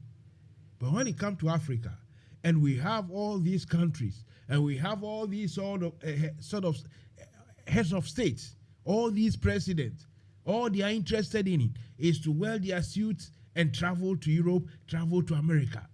They say they are going to UN conference and they will load a plane full of so many hangers on, go and enjoy life in America, while the whole society in Africa will be suffering. They are not doing anything for their citizens. I've said it several times that, look, the suffering in Africa, a quarter of that suffering, European youth, European citizens won't accept it. The suffering that Africans go through, the mediocre life, a quarter or 1/8 of that suffering, European youth will not buy it. European youth will not stand for it. You see, when Eastern Europe left the Soviet Union and Eastern Europe, imagine if they didn't have any Western Europe to go. You and I living in London, you see how many hundreds of thousands from Poland and other places came here to Britain alone. Imagine they didn't have any outlets, like the whole Europe will burn. You see, the European youth and their citizens, they don't stand for nonsense. That because they have voted for you, oh, you are his tribe or her tribe, so you can do anything you like. No. But we Africans, we have a certain culture. Baba mi, Baba Oluwa, hey, Wafa, honorable, or your penny, as a grown up, you have to be respectful. Epi, you are grown up, and we in this situation, in this age, in this all problems happening, your priority is that you are going to build a cathedral that has taken already $52 or so million. I mean, $52 million. Imagine those dormitories for secondary schools. So even if one dormitory, one of the poshest dormitory will be built for $1 million per door. That means 56 or 57 or 52 dormitories would have been built. Just that money. And this cathedral is just as we speak, it hasn't even got a structure. Maybe it has got structure below the what we call it, the surface level, because obviously you have to build what we call the footings, the foundations, maybe 2 stories below. Fair enough. But $52 million at a time, some schools, the what we call it, junior schools, some operate under ramshackle structures. Some of the buildings children attend school in, their schools are, some of the buildings, you must be afraid to even stand. You expect children to live and study in such buildings, such structures, which can collapse anytime. Sometimes they'll bring some videos. Children will be sitting in the classroom, so-called classroom, and snakes will be falling from a ceiling or from a tree and helter-scatter, people running away. I mean, that dangerous life. But we have people in suits and apparently educated sitting in Accra, sitting in the capitals, and they say, omo your penny, and man kasam bebre, you don't have to even talk harsh to them, let alone insult, don't do it. If these people are doing the right thing, obviously we are going to all say hello, hallelujah, let's get on with it. But we are not doing the right thing. Let me go for another batch of music.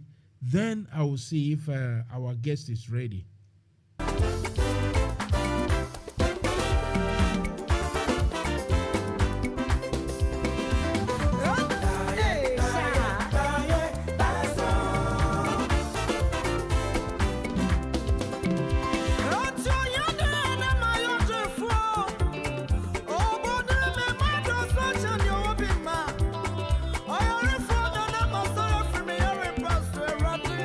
Oh, I am a sad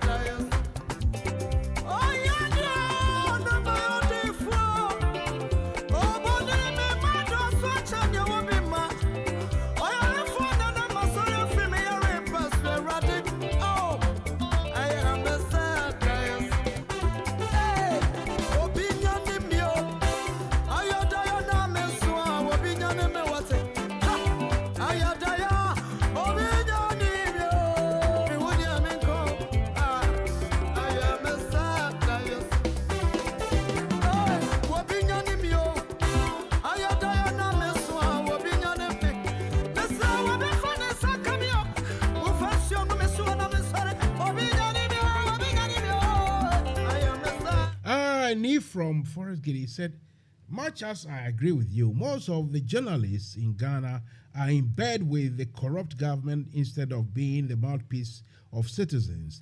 The current judiciary is also an affiliate of Akufo-Addo's administration, being remotely controlled from the Julovi house in Ghana language. So Julovi is a reformer or something like that. Thief Pekin. Anyway, he said currently Ghanaians don't trust the Supreme Court anymore and can easily predict the outcome of political cases that goes to them for adjudication.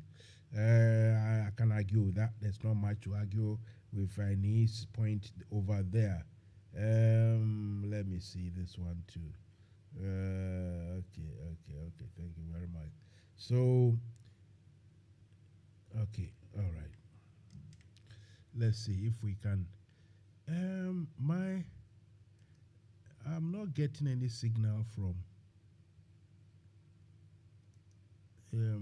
my guest. So what is going on? It looks like my guest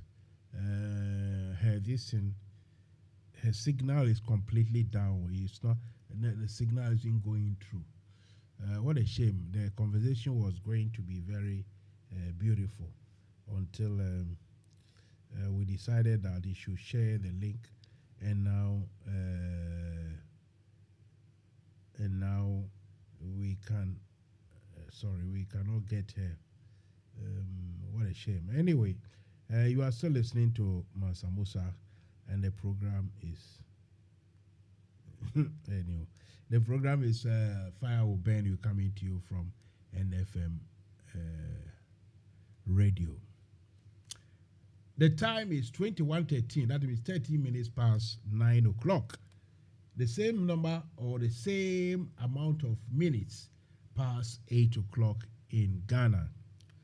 I'm talking, tonight we are discussing issues to do with, what do we call it? Issues to do with the credibility of judiciary.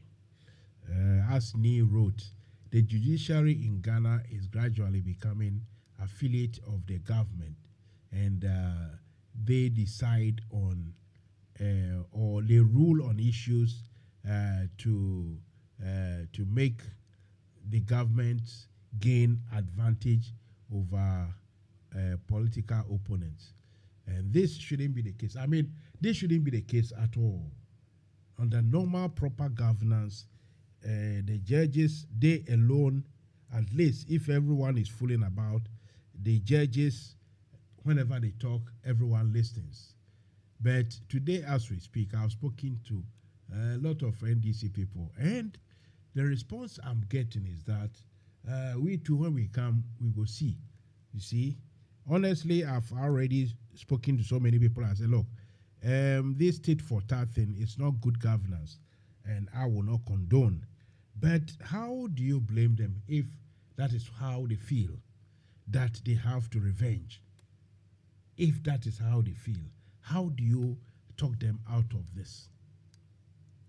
How do you tell somebody not to do what they want to do? Okay. Yes. When they come to power, it's difficult. So, for me, what I would say is that it's high time that this government will have to change course. And you see, if we had any belief that any of the NPP, what do we call it? The contestants, those who are vying to become flag bearers for the MP, if we can trust anyone to change the style of governance, you see, at the moment, no one wants to upset Akufo-Addo. So they cannot even say that, look, maybe Kwabena Japan, yeah, but most of them cannot even say, look, this is what I stand for, and I will make sure that things will be done differently. Nobody.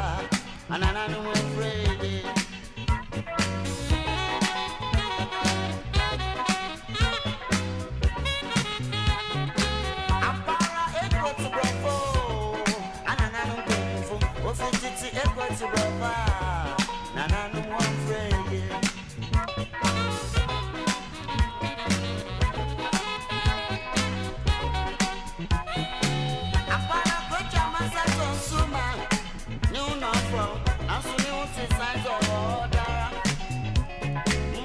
I'm a for me never. What you chat anytime I put some smoothies, yeah, when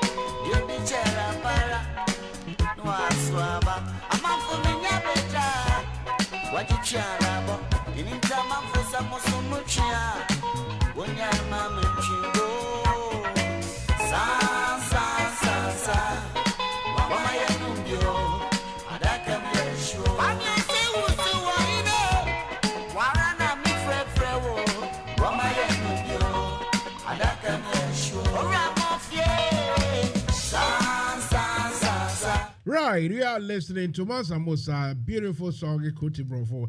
Oh, I remember this song very well. I know you do too. Anyway, so it is all about Ghana politics and Africa politics. And the reason why I'm, doing all together is the fact that issues pertaining to Africa's developed status as we speak now, it's not unique to one or two African countries. It's like almost all the black African. I want to take out South Africa because, it's a shame. But how else can we describe what is happening? That, because the white people live in South Africa, maybe, they bring their presence to bear. So things are a little bit better. The rest of the African continent, almost everything is in the what we call a mediocre class. Almost everything, you see. And as a collective, if the individual countries cannot manage their affairs. What about the collective? How about the AU?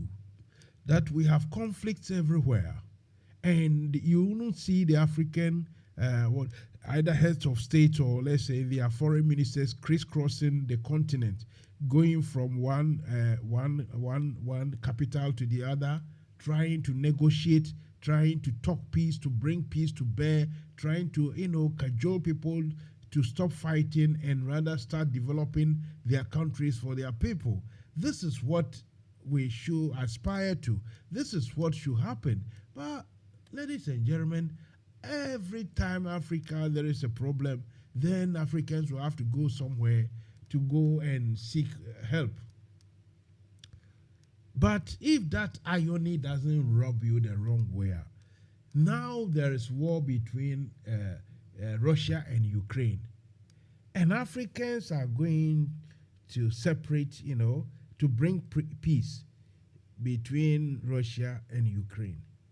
Why? Not because the Africans love Ukrainians or Russians too much, but just because Africans, well and truly, they are suffering under the weight of sanctions that America has imposed. You see, it is the sanctions that is creating all the problems. It's not about the war, because wars have been fought, and yet, trade went on, business went on, commerce went on, everything was going on. So what has changed? That Russia is fighting, so everything will have to cease. That's why I said from the beginning that, look, for me, I feel they are barking at the wrong tree. People, even including the Chinese, you go and see Russians and blah, blah, blah. Because the Russians see, what has happened previously, that if they don't take this course of action, very soon, Americans will come and divide. And don't get the, you see, Russia, the country is not homogenic like that, one Russian language and one Russian culture. No, they also have their ethnic groupings, and that is what American is targeting. Break up Russia, break it up, and loot the country, because they have so much. What the Americans will do, they will bring their private companies, all these, their conglomerates, big company, they will bring them, and they will start trading. They will be managing everything and siphoning all the profit back to America. This is what they do. This is what they've been doing to Africans anyway. So Putin and his people say, no, we don't want to suffer this. Obviously, look, there are people in Russia, like in every country. When Nkrumah was fighting for that emancipation, we had people who thought, oh, no, so. The same people exist in Russia as I speak. The same people want, to associate themselves, so, link up with America. And they personally will gain and gain monies. But the country will be broken up. They don't care. That is the problem. You see, so it's not like you're going to tell Putin to stop, which will be construed or explained by the West as a defeat. You see what I mean? It will be explained if Putin says, we have stopped the war. Oh, the West will say it's a defeat. And so there's no maturity anywhere in this. The Americans want to pump more arms. You see, they will pump the arms. The Ukrainians will use the arms. They will kill, some Russians. Or the Russian part of Ukraine, those Russian part will suffer. But in the end, Russians will also hammer them. But because it is almost Russians killing Russians, the American and the British and the rest, they don't care. They don't care. They are selling their weapons. But they are telling the rest of the world that, oh, they are doing a good thing. These are the countries who go and bomb about 22,000 people, they drop 22,000 bombs. So 22,000, if the bomb killed one person, then 22,000 were killed. But if the bomb killed about 4 persons every bomb, imagine how many people died in Libya. And yet the narrative, the underlying message to the whole world was that, oh, it was to save lives. It was to save the people of the ordinary people in Libya. That's why they had to drop the bomb to kill Gaddafi. Meanwhile, Gaddafi is only one. If you drop, the estimate was that 22,000 bombs. So those 22,000, apart from the people being killed with rifles and small arms fire and the rest, 22,000 bombs. So if one bomb killed one person, it's 22,000. If one bomb killed 4, if one bomb killed 10, imagine the people who died in Libya. Africans are sitting down like ducks, or what do you call it? The big duck. What do you call it? What do you call a big duck? The swan. They are sitting on the river like swans. They are not going anywhere, and anybody can shoot them. That's Africans for you. Now they say they are hungry. Their countries can't feed their people because Russia is at war. The hunger, the wheat, the grains that is not going out, it's not because of the war. It's because of the sanctions. It's because of the sanctions. And we Africans, if we are able, if we can be able to tell the difference, we can tell our leaders over there in Africa to speak boldly and tell us as it is. Because some are, obviously some support the American side, some Africans want to be neutral. Most of the neutrals, they feel they cannot betray Russia because, to be fair, apart from Liberia and Ethiopia, every country in Africa gained their emancipation, through or via the help of Soviet Russia. Understand? Almost, apart from Liberia and Ethiopia, every country which gained its emancipation, they had to go through Soviet Russia, either through the arms, the weapons given them. And in Ghana, the Russians, plenty, over 600 of them were just, extinguished. They were just killed.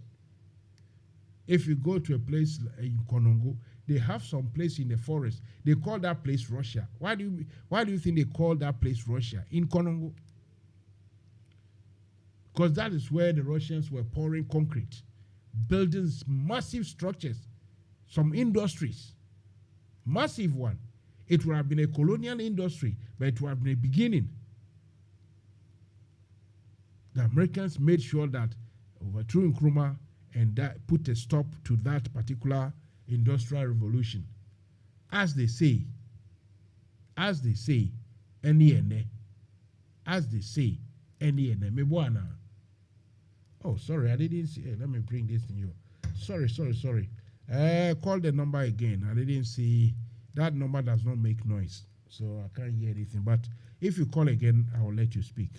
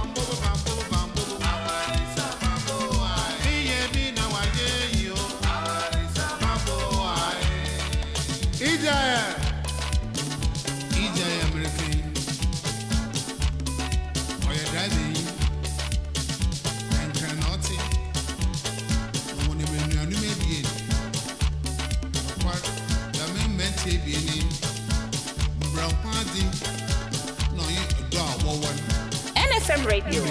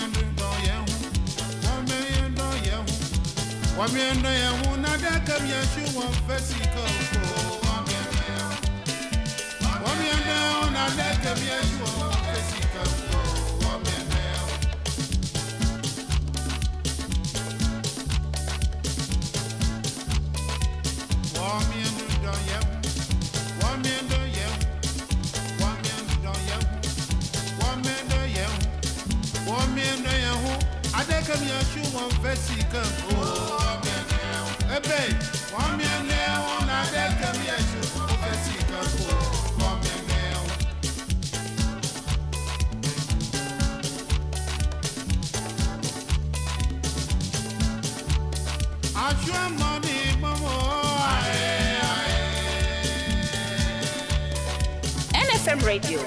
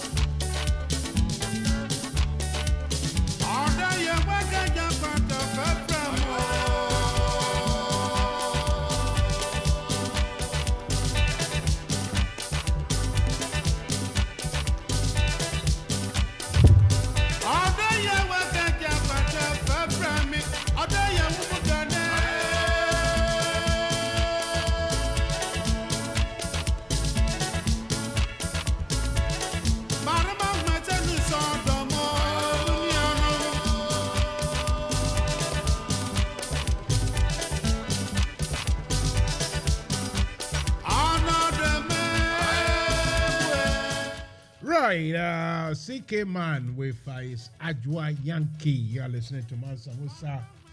It is 20 minutes to 10 p.m.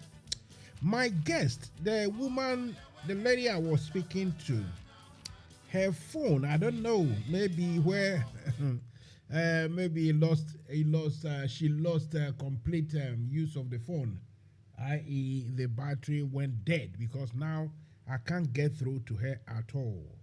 I'm sure later on in the night she will write something to apologize, but that is WhatsApp calls for you. Anyway, it said a company requests Ghana government to return ambulances for refund to end Atuforsen trial.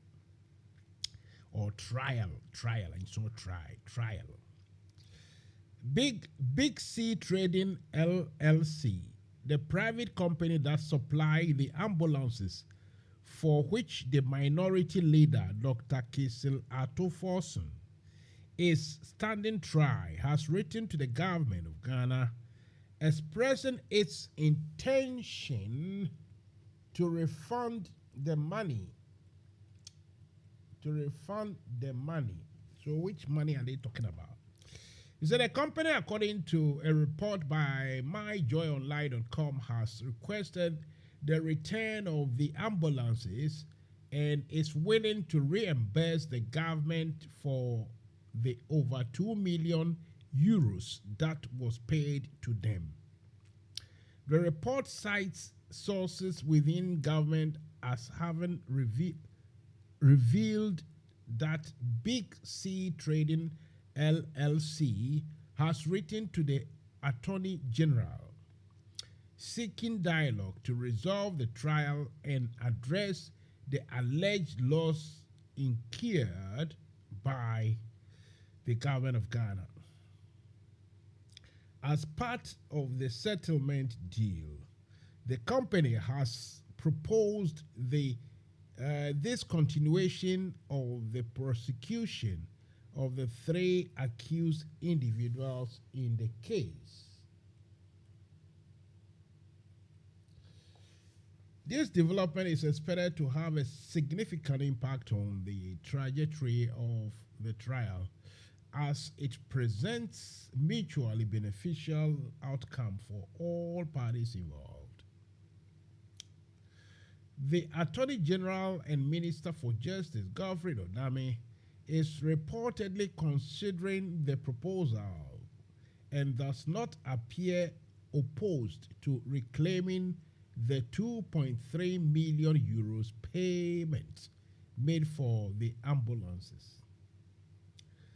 The ongoing trial involves the minority leader, Dr. Atto Forsen, former director of the Ministry of Health, Sylvester Animana, and businessman Richard Jakpa, who are accused of their involvement in the purchase of defective ambulances for the state. The Attorney General asserts that the state suffered a loss of 2.37 million due to the purchase. All 3 defendants have pleaded not guilty, and the court has directed them to present their defense as the minimum threshold required for them to answer to the case has been made. Okay, so this is a bit, for me, it's a bit strange. So, Kesley Atuforsen during the Bahama days, they ordered this these ambulances, right? And then these NDC left office, and NPP came, and according to the NPP, the ambulances were not fit for purpose. They were defective. So now the case is in court, and I'm surprised the company that actually supplied it says they want to refund the money. I don't get it. I don't understand what is going on. What exactly is going on? Because if the company said they should return the ambulances, does it mean the company has agreed that they supplied defective ambulances? Or if they didn't, then why would they collect ambulances that are not being used now and refund that such money, that big money? As for me, Mansa Musa, I've stated, if there is anything untoward, anything that doesn't fit any good description, if we have to talk about it, we have to talk about it. This whole deal is a bit, it feels fishy to me. Maybe I don't understand it. Maybe someone else will come and explain. Why will the company, after 6 or nearly 7 years, decide that, okay, bring the ambulance? Because this ambulance we are talking about, they are not new. They won't be, even if they were good and being used, they are still being, even if they didn't use it at all, it have been sitting somewhere. So why will the company take that loss? And the company, what company, whose company is it? If you have any answers, just call me on 0208 123 5911 or 07876 251 261 to talk together. Because me, the entire company no or supply ambulance no or say monfa ambulance nembra na mombeji musika. How do you explain this?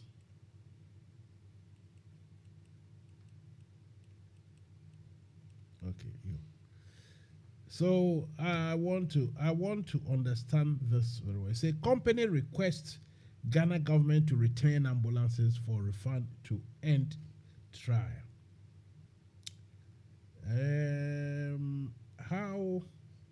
Why should this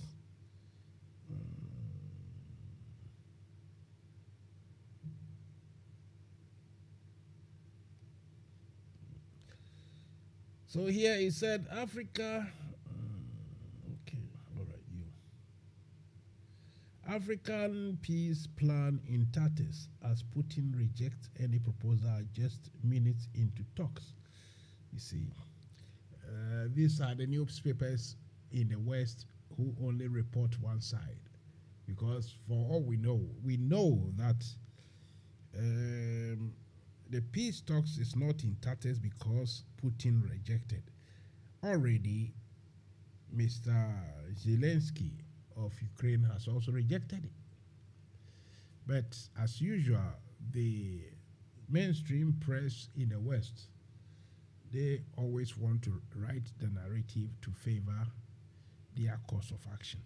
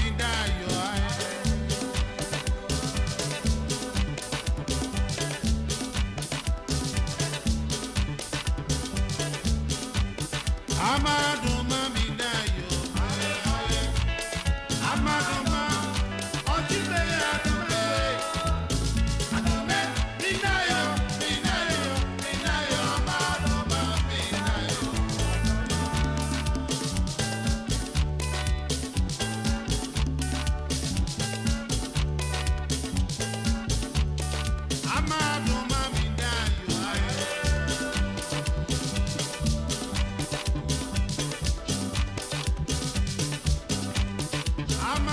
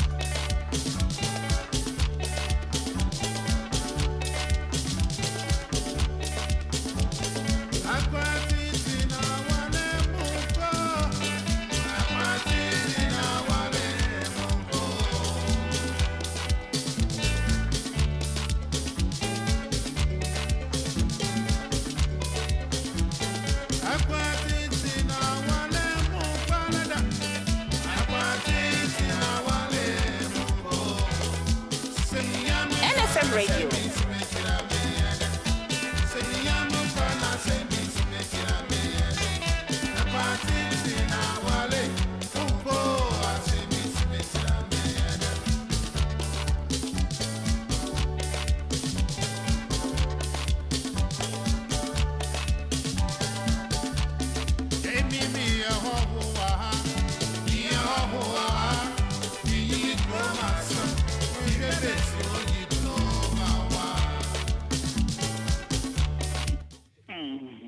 Right, I mean, me, good evening. Good evening, me, Mansa Musa. What's your ho? Oh, yes, I was a me, I consume it. Oh, yeah, Matthias, yeah. You know, whiny, voice, like I said, Michelle, baby, pen, whiny. This is Sir Gabo. Before I can see somebody say Gabo. And here now, you say, no, they catch me, mean control be. Where then you say, no. Well, next time, no, now a teacher now. Some we a teacher there, fraud say, because we a teacher there, fraud say. And now just a cane with the amount. Into which is which. Now we a teacher, and now I say, your boy, okay, fine. And no, that's all. And did you do by him, Ray? Oh, my home is also my home the judiciary is it's being used as a weapon against the opposition or something flashing. Right. The judiciary is being as a weapon against the opposition, or being weaponized against the opposition. Something on the sort. I read something like that. Yes, it's true. You read. The reference not only in Ghana but about 4 or 5 African countries. I mean, that is happening. I must say, Senegal, almost the eja atomo assassin so for unnecessarily. Judiciary no I judge say see a day opposition in courtroom for 10 months or say 2 years or something. I just say we hear 7 more out to say about 20 by force anyway. But for law is law. And you know, what do you make of what is going on in Ghana in the judiciary? No? What do you think is happening?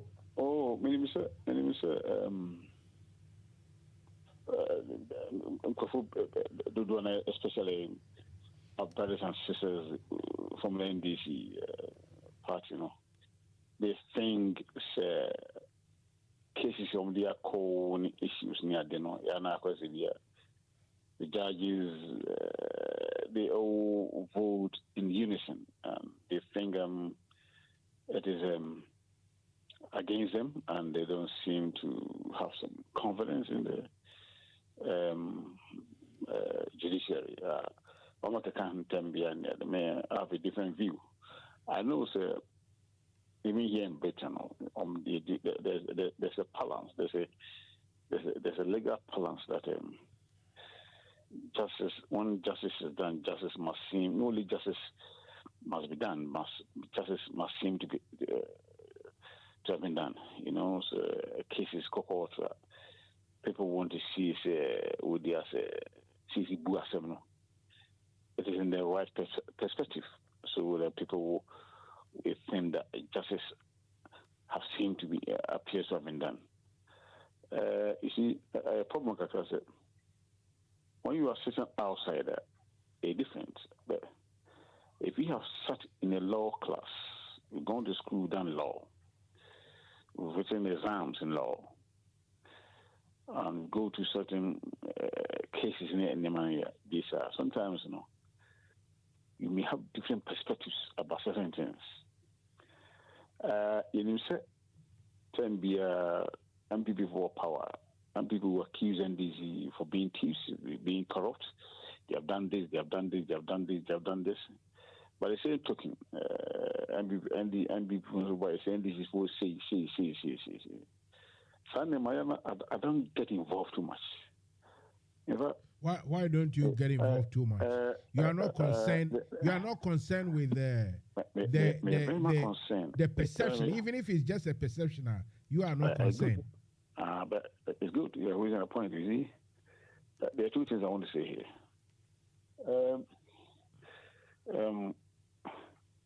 Perception is not a reality. That's the first thing I want to make.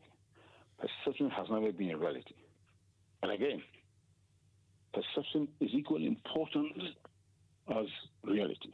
Because if I were to come for a job at your place, I come for an interview, job interview at your place, say, my payment, be a phone nearby.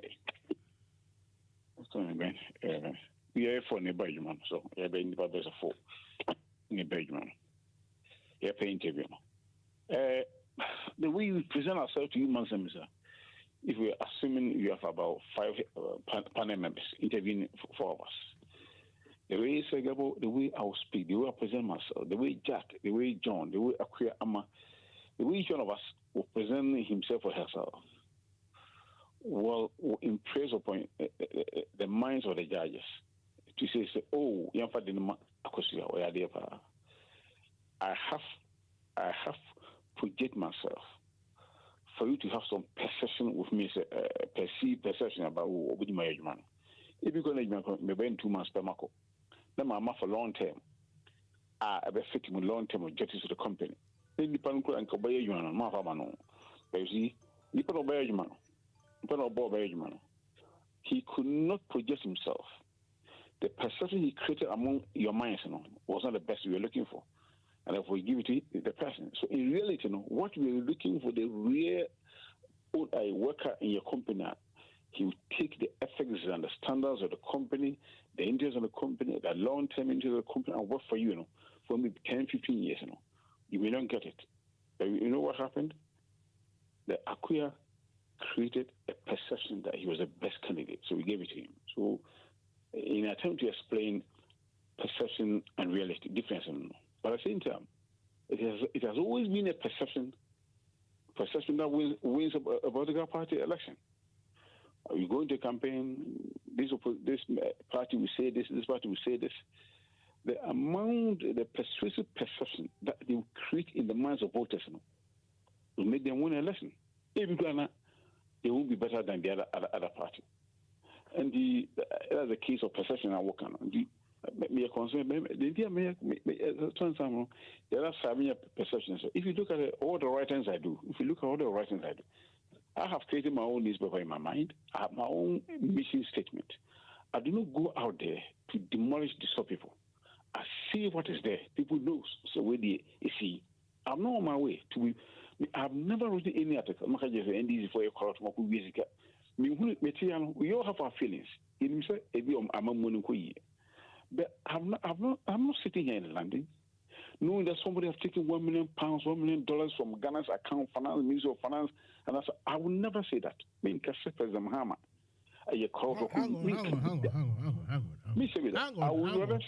on. On that particular point, the moment you say that, you are referencing, or you are somehow inferring that someone just says things and you wouldn't say that. Oh, Patrick, as Auditor General reported, so Sikabia, as a quarter baby, and ni baby a wa, and no, I saw be a year, and is a cancer. Auditor General Posika a year and started from this government. Harm immemorial. It means I have one of the problems confronting us as a nation. It's time immemorial. We can't even if press and come on, press be seen. It's time immemorial. I need this present government. A problem. We find the money a change your level of development. You see, as a development country. Mr. Sir Gabo, you see, you sound when you write, you sound to be a progressive. The more you talk, I reach some place, I'm saying, Papa, you're okay. You're okay. The point is that, hang on a second. What I write is what I see. What's it? I write what I see. Look, the point is here, look.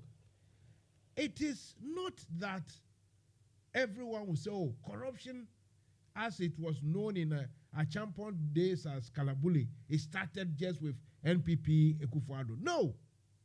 We vote for personality, for a government to change things from something bad, not to the worst, but better it.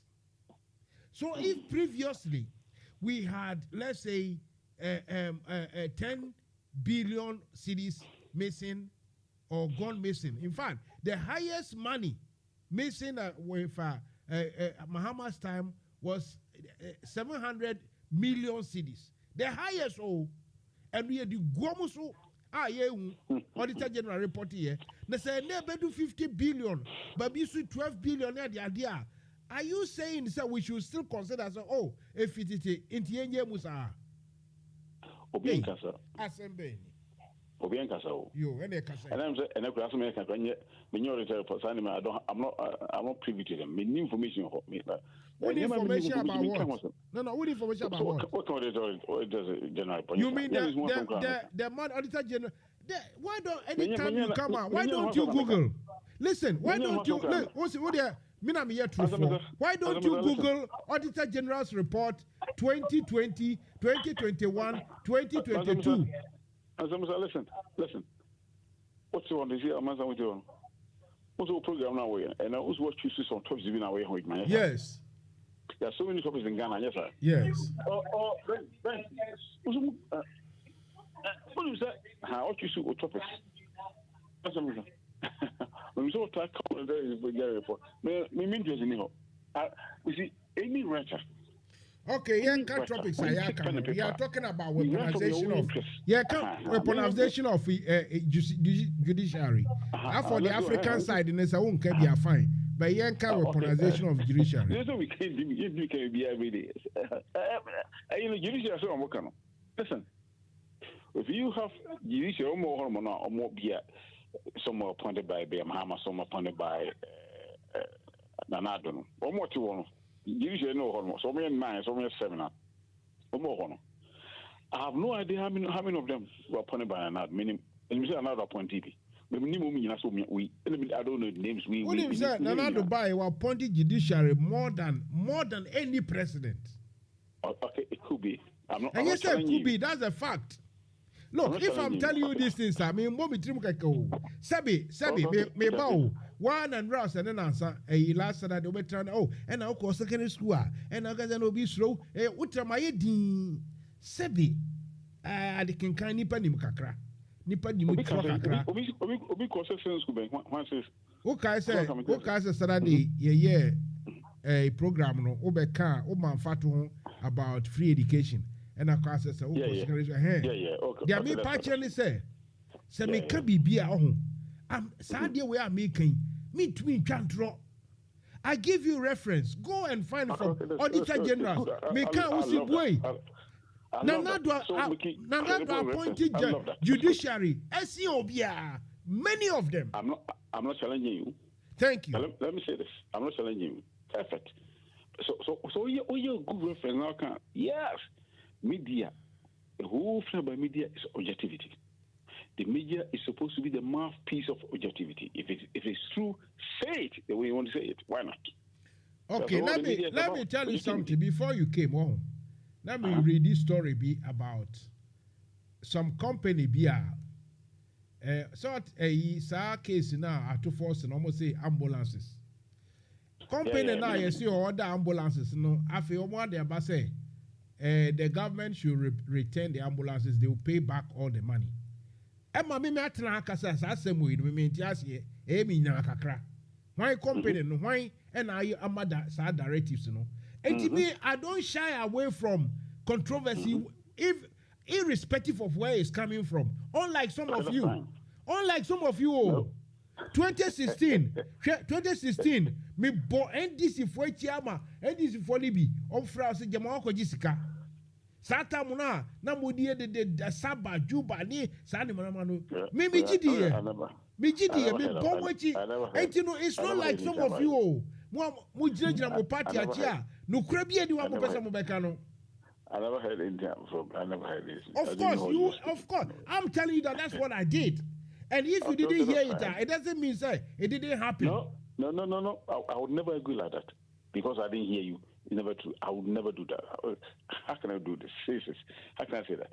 Because I didn't hear Mansa Musa debating, so it's not true. What kind of logic is that? I would never say this. Never ever. No, that's on me.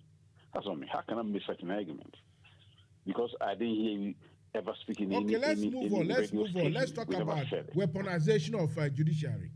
That's one thing I'm catching up.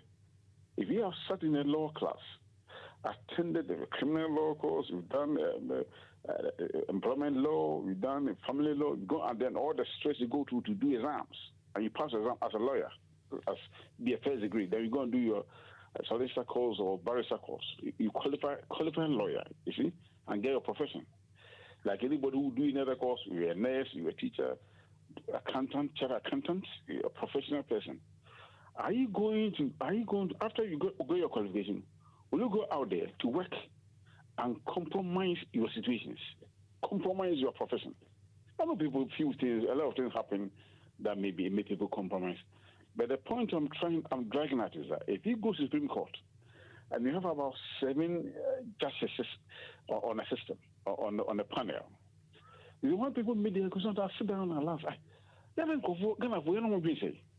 The Supreme Court back home in Ghana, they are the front page of our governance, transparent governance.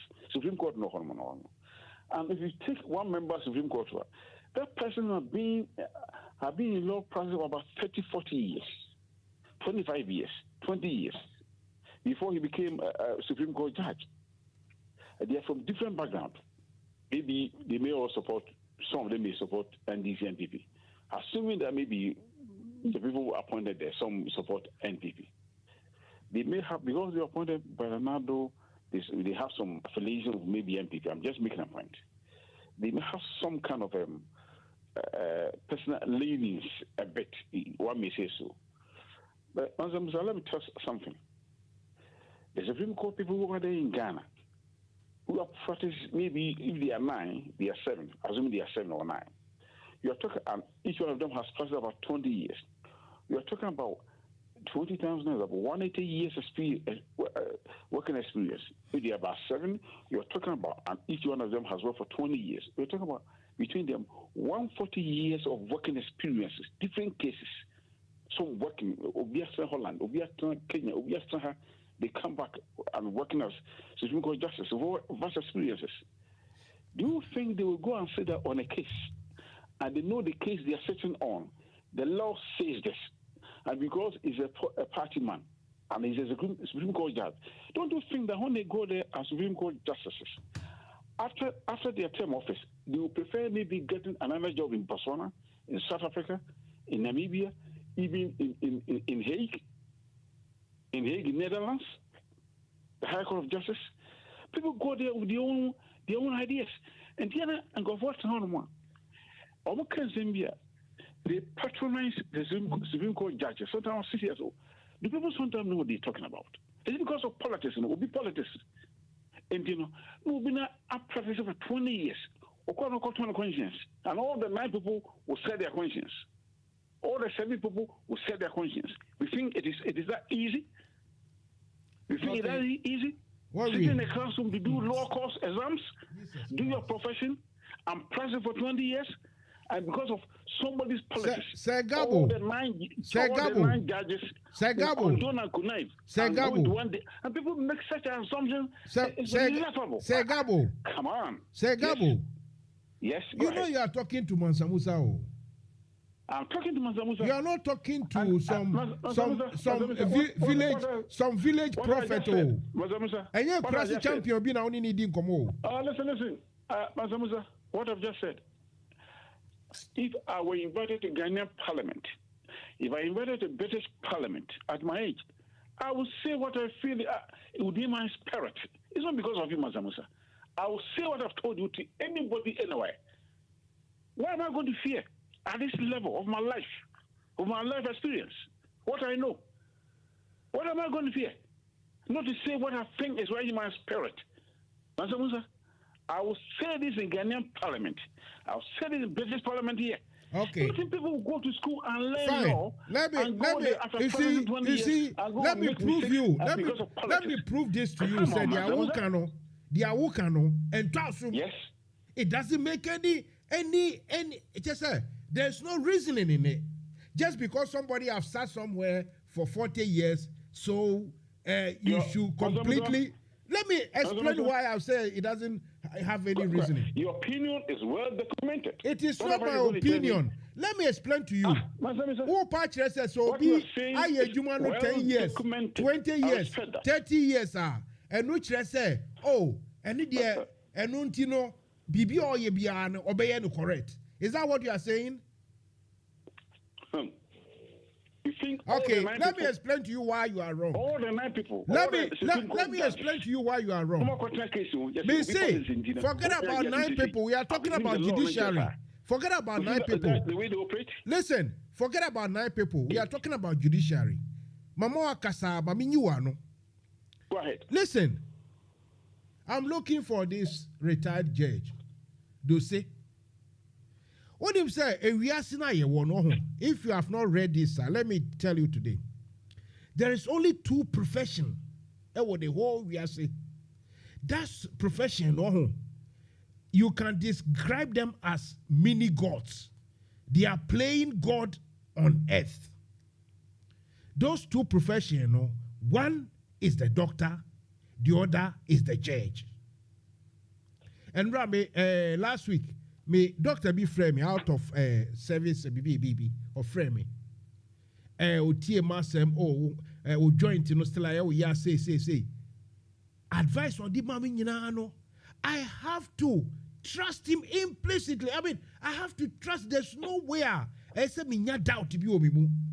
I am just I've given my life. Say my life, is in his hands. Hang on a second. The guy is playing God. I had to trust him. Number 2, a judge. He is the guy who may change your circumstances. He can change your place of abode. He can change where you sleep tonight. That is a judge. These 2 professions, these 2 professions, there should be no doubt about. Okay, go ahead. Go ahead. These 2 professions, the moment people start to doubt, we have a problem. That is why where they are enlightened, like Europe, even when something happened at the hospital and they even found out that, it was a mistake, genuine mistake, and they don't play with it. They don't even genuine. Suspicion genuine. Because these 2 professions, they are playing gods. Now, if a retired judge should come and announce that some of the judges were and are susceptible to bribery, Jesus Christ. And you are telling me because those people 20, 30 years, so we should regard them that they are doing their work correct? When one of them has come out to say, Ebinimu Jiji bribe. Forget about Anas Arimiyao. Look, the point is, Sebibi Koswaho, China actually asem. Because the Ekoso Neno, because me can walk as one I say. Send this for back. No more the same thing. You will criticize. Imagine Jachi question. Obia on Kumunipa. After the say, Asemuno, Obeba court debia. Just to disrupt the campaign. Just to do that, nothing else. Nothing else. And you shouldn't, as a progressive, me party and me party. As a progressive, you shouldn't like this. Because as a son, one of them come as a politician will say, politics power is transient. Just a promoting what yeah. And when you know the course no say yeah. And so we are bold because I wish these people, I like them, I trust them. Maybe they are even helping my party, but I wish they have done it differently. Well, your problems are where your birth certificate you want, and then your birth certificate because of that, a Chroma home office, they are taking a decision on Ghana's birth certificate. And they are Edanwa, a deputy foreign minister, a prechum, or bar embassy, your hobby. Ono kasafina ne siafim. Or say now the Home Office, they have started a yes suspicion, but they are scrutinizing our birth certificate. The whole world will be a country, be anywhere. Almost so much birth certificate. Young Kwana, your judges say, almost now, as science to interpret this. Birth certificate now, my middle papa. Ejina ho ayedi ama ono eno nkyerese o ye Ghana ni na eboma no nkyerese o ma me no papa efri Ghana anaso mo free Ghana ensem basa ebe de na outsiders agi atum memba me krom ha 90s. The first thing they ask for is their birth certificate. Sa Ghana certificate na a coat of arms from wire no silver a bomu no embossed no a holu it was holding water. It answered all the questions. And then Musa, boy Ghana for na Musa, your best if you can cry if you just say when your Ghana card. Now Jina Hona ube 4 ways so because we're buying a waso. Jesus Christ. What a shame. What a shame. What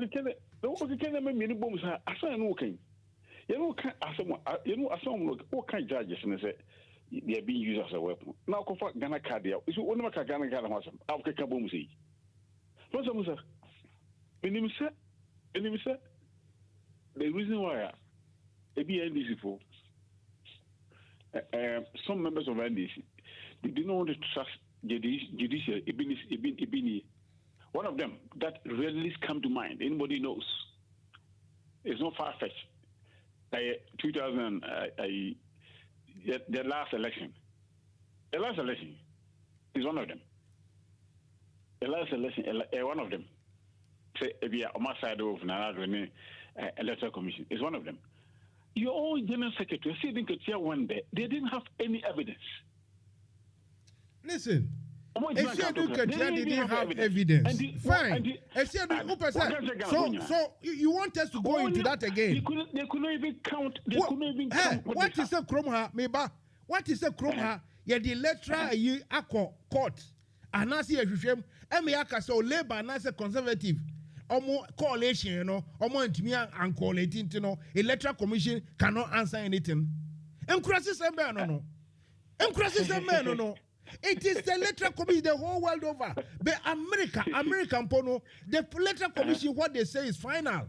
And so assembly kokota. Yet to me can say, your friend is saying Donald Trump and funny coalition, bra. What is that? I see United States no. What is almost Donald Trump and funny coalition, bra. Now me say who say we are progressive. What I'm asking is say Sikabe na aban se Ghana aban echama political parties say ye to aba monso coalition no embrace say say mosumo de ye correct. Sikabe Debbie catch me. Say ye constitution no. When your man is cast on share batwa so a political parties and an electoral commission. So what? Which party? Which party was declared by the electoral commission is a winner? May say. Who party say? Who party say? Your friend is saying a stadium katia.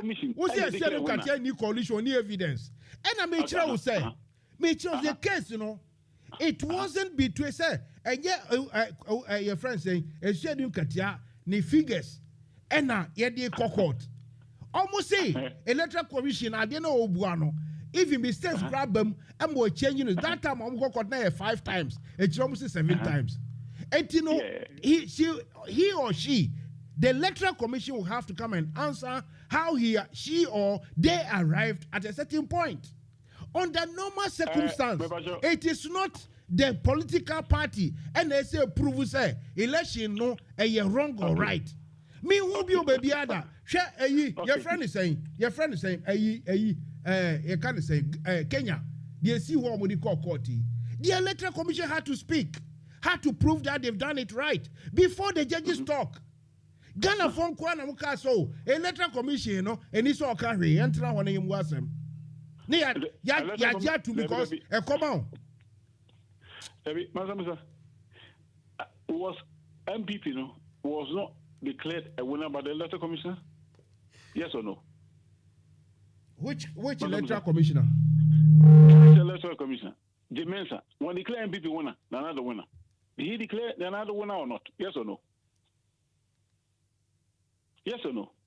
Mansa Musa. Yeah, she declared another the winner. So NDC for say almost figures now say. So why didn't they allow the EC to come and prove that the NDC as someone who can Listen.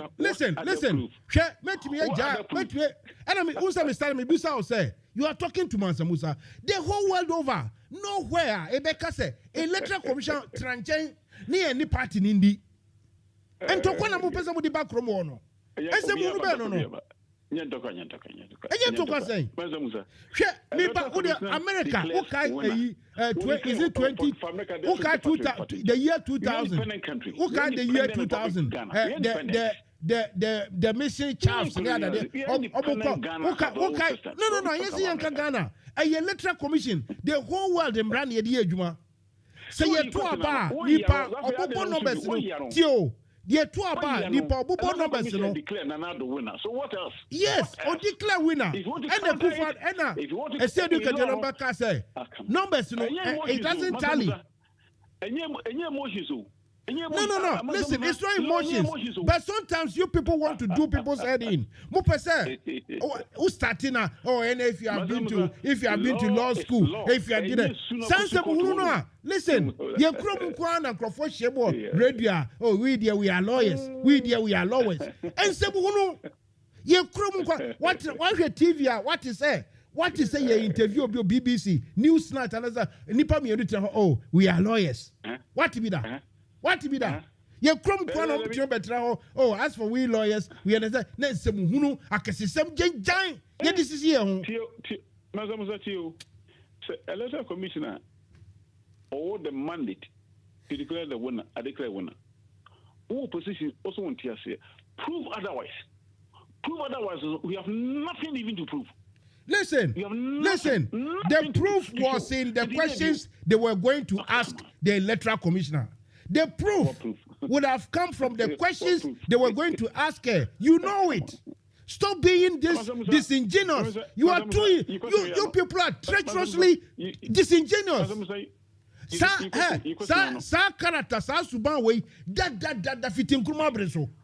Fitin kubu dia se eduma breso a mo di takashi mo be fa ha na mo be fa ye kuye mo be so mo a ena mo kuni pa ne menka. And he found what he say. I mean, even a dictatorship. Say ya to abani ya bonipa 8 to. Nipa na ya bo to no. Ebi ye nkwalobi oba. Say 15 years or so then ye boni 25 echi. Now Joe Wise to me because say they were criminals. Jesus Christ. And you are standing there laughing. Listen, your friends here at the end. Don't put words into my, please don't put words into my mouth. But tell them, I will tell them. Minkasa una okaye. But yensemu hunu na ekoso no. Sani pano muye no. Any country, Nancy omuto abawo your friends saying Turkey president no almost in the third your friends a conference or year. Now he was asking for unity. The third conference or year now, and no say unity. Yanka and Humbo says today. The Ben Otis and Nadrakas or regret to crowd for those deaths. I don't want any Pamuya Ghana for. Jesus Christ. Is that governance? Governance in Achisa, acquire and your opponent, acquire enemies. Let's be share video be yes, ma'am, maybe that's or this in TN BBB NHIS. Yeah, man, no mucha video naba. Crawford, over the NHS, I car never see who I buy car. But over Mugumuri MPP phone, so, mammy, we no, or yeah, and this in it, yeah, man. I didn't man see a bunisa. I dang. Fair enough, we don't need more. Minka said, comment to be. But what I'm telling you is, share a coup for a mambo way on. Even some may better be MPP near. But people in MPP can do far better than this. They could have done far better. Say if I couldn't nebush for a mobile party garbage or chakune if Bedia 21 year and no we are super rich in millions of dollars. Who's three? Who's three?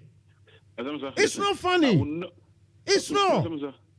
If you give him millions of, if you had to give him a couple, if God will give him millions of years to live on this planet, I will never say this statement. And some of them say, make it sense. May say. Listen. Obiti said, could you upon Kruma? Those mansions, no more, may say. Okojo upon Kruma and then your other guys, no. And then they do almost, almost can hear the official money. Any allowances in your hand, the almost put up those mansions. Sana from 1982, let's line up all politicians. Well, that is what should happen. That is what should happen.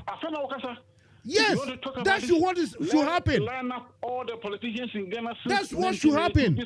Line all of them up. Now, me say, any baby breakwa and answer young boys and girls. Now they are super rich in dollars. Omo gold they call omo siphon oil basa ade and demolish your country to that level. You don't do that.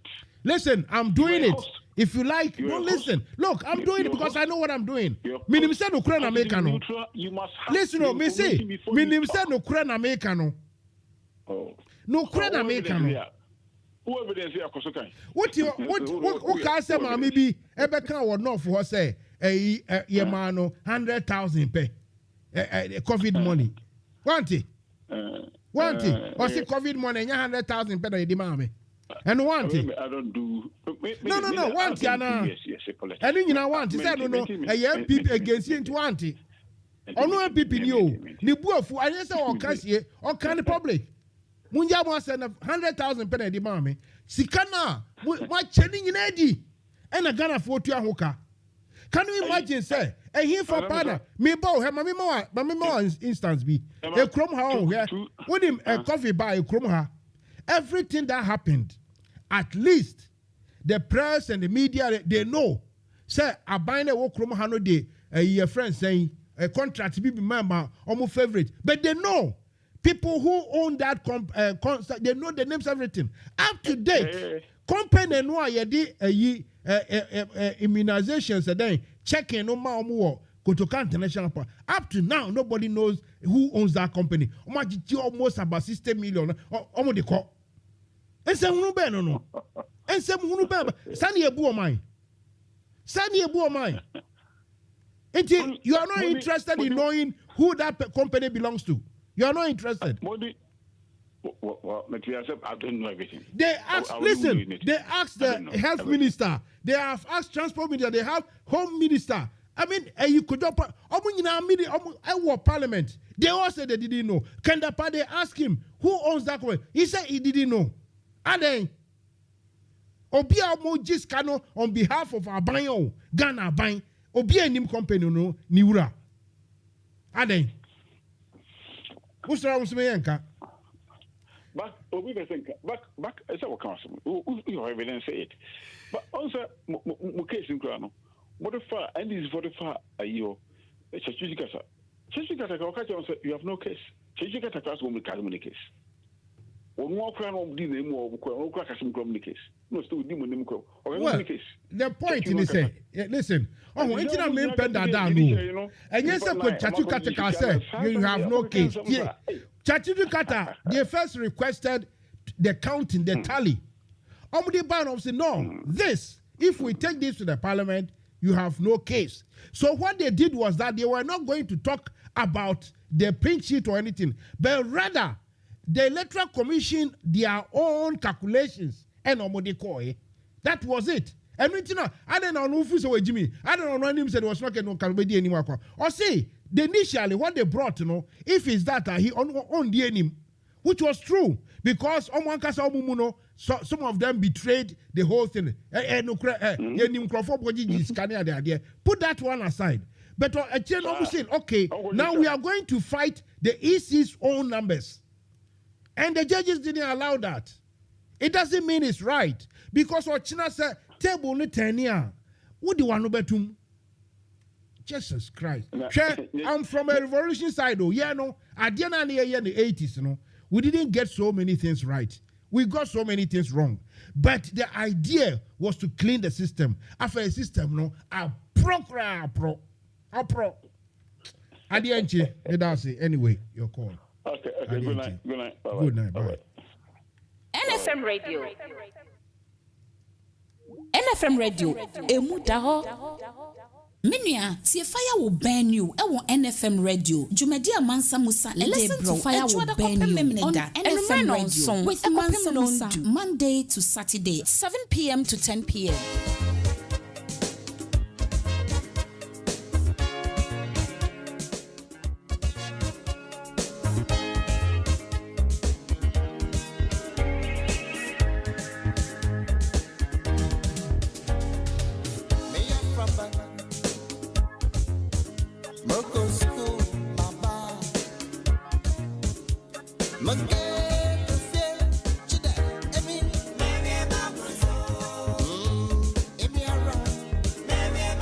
NFM Radio.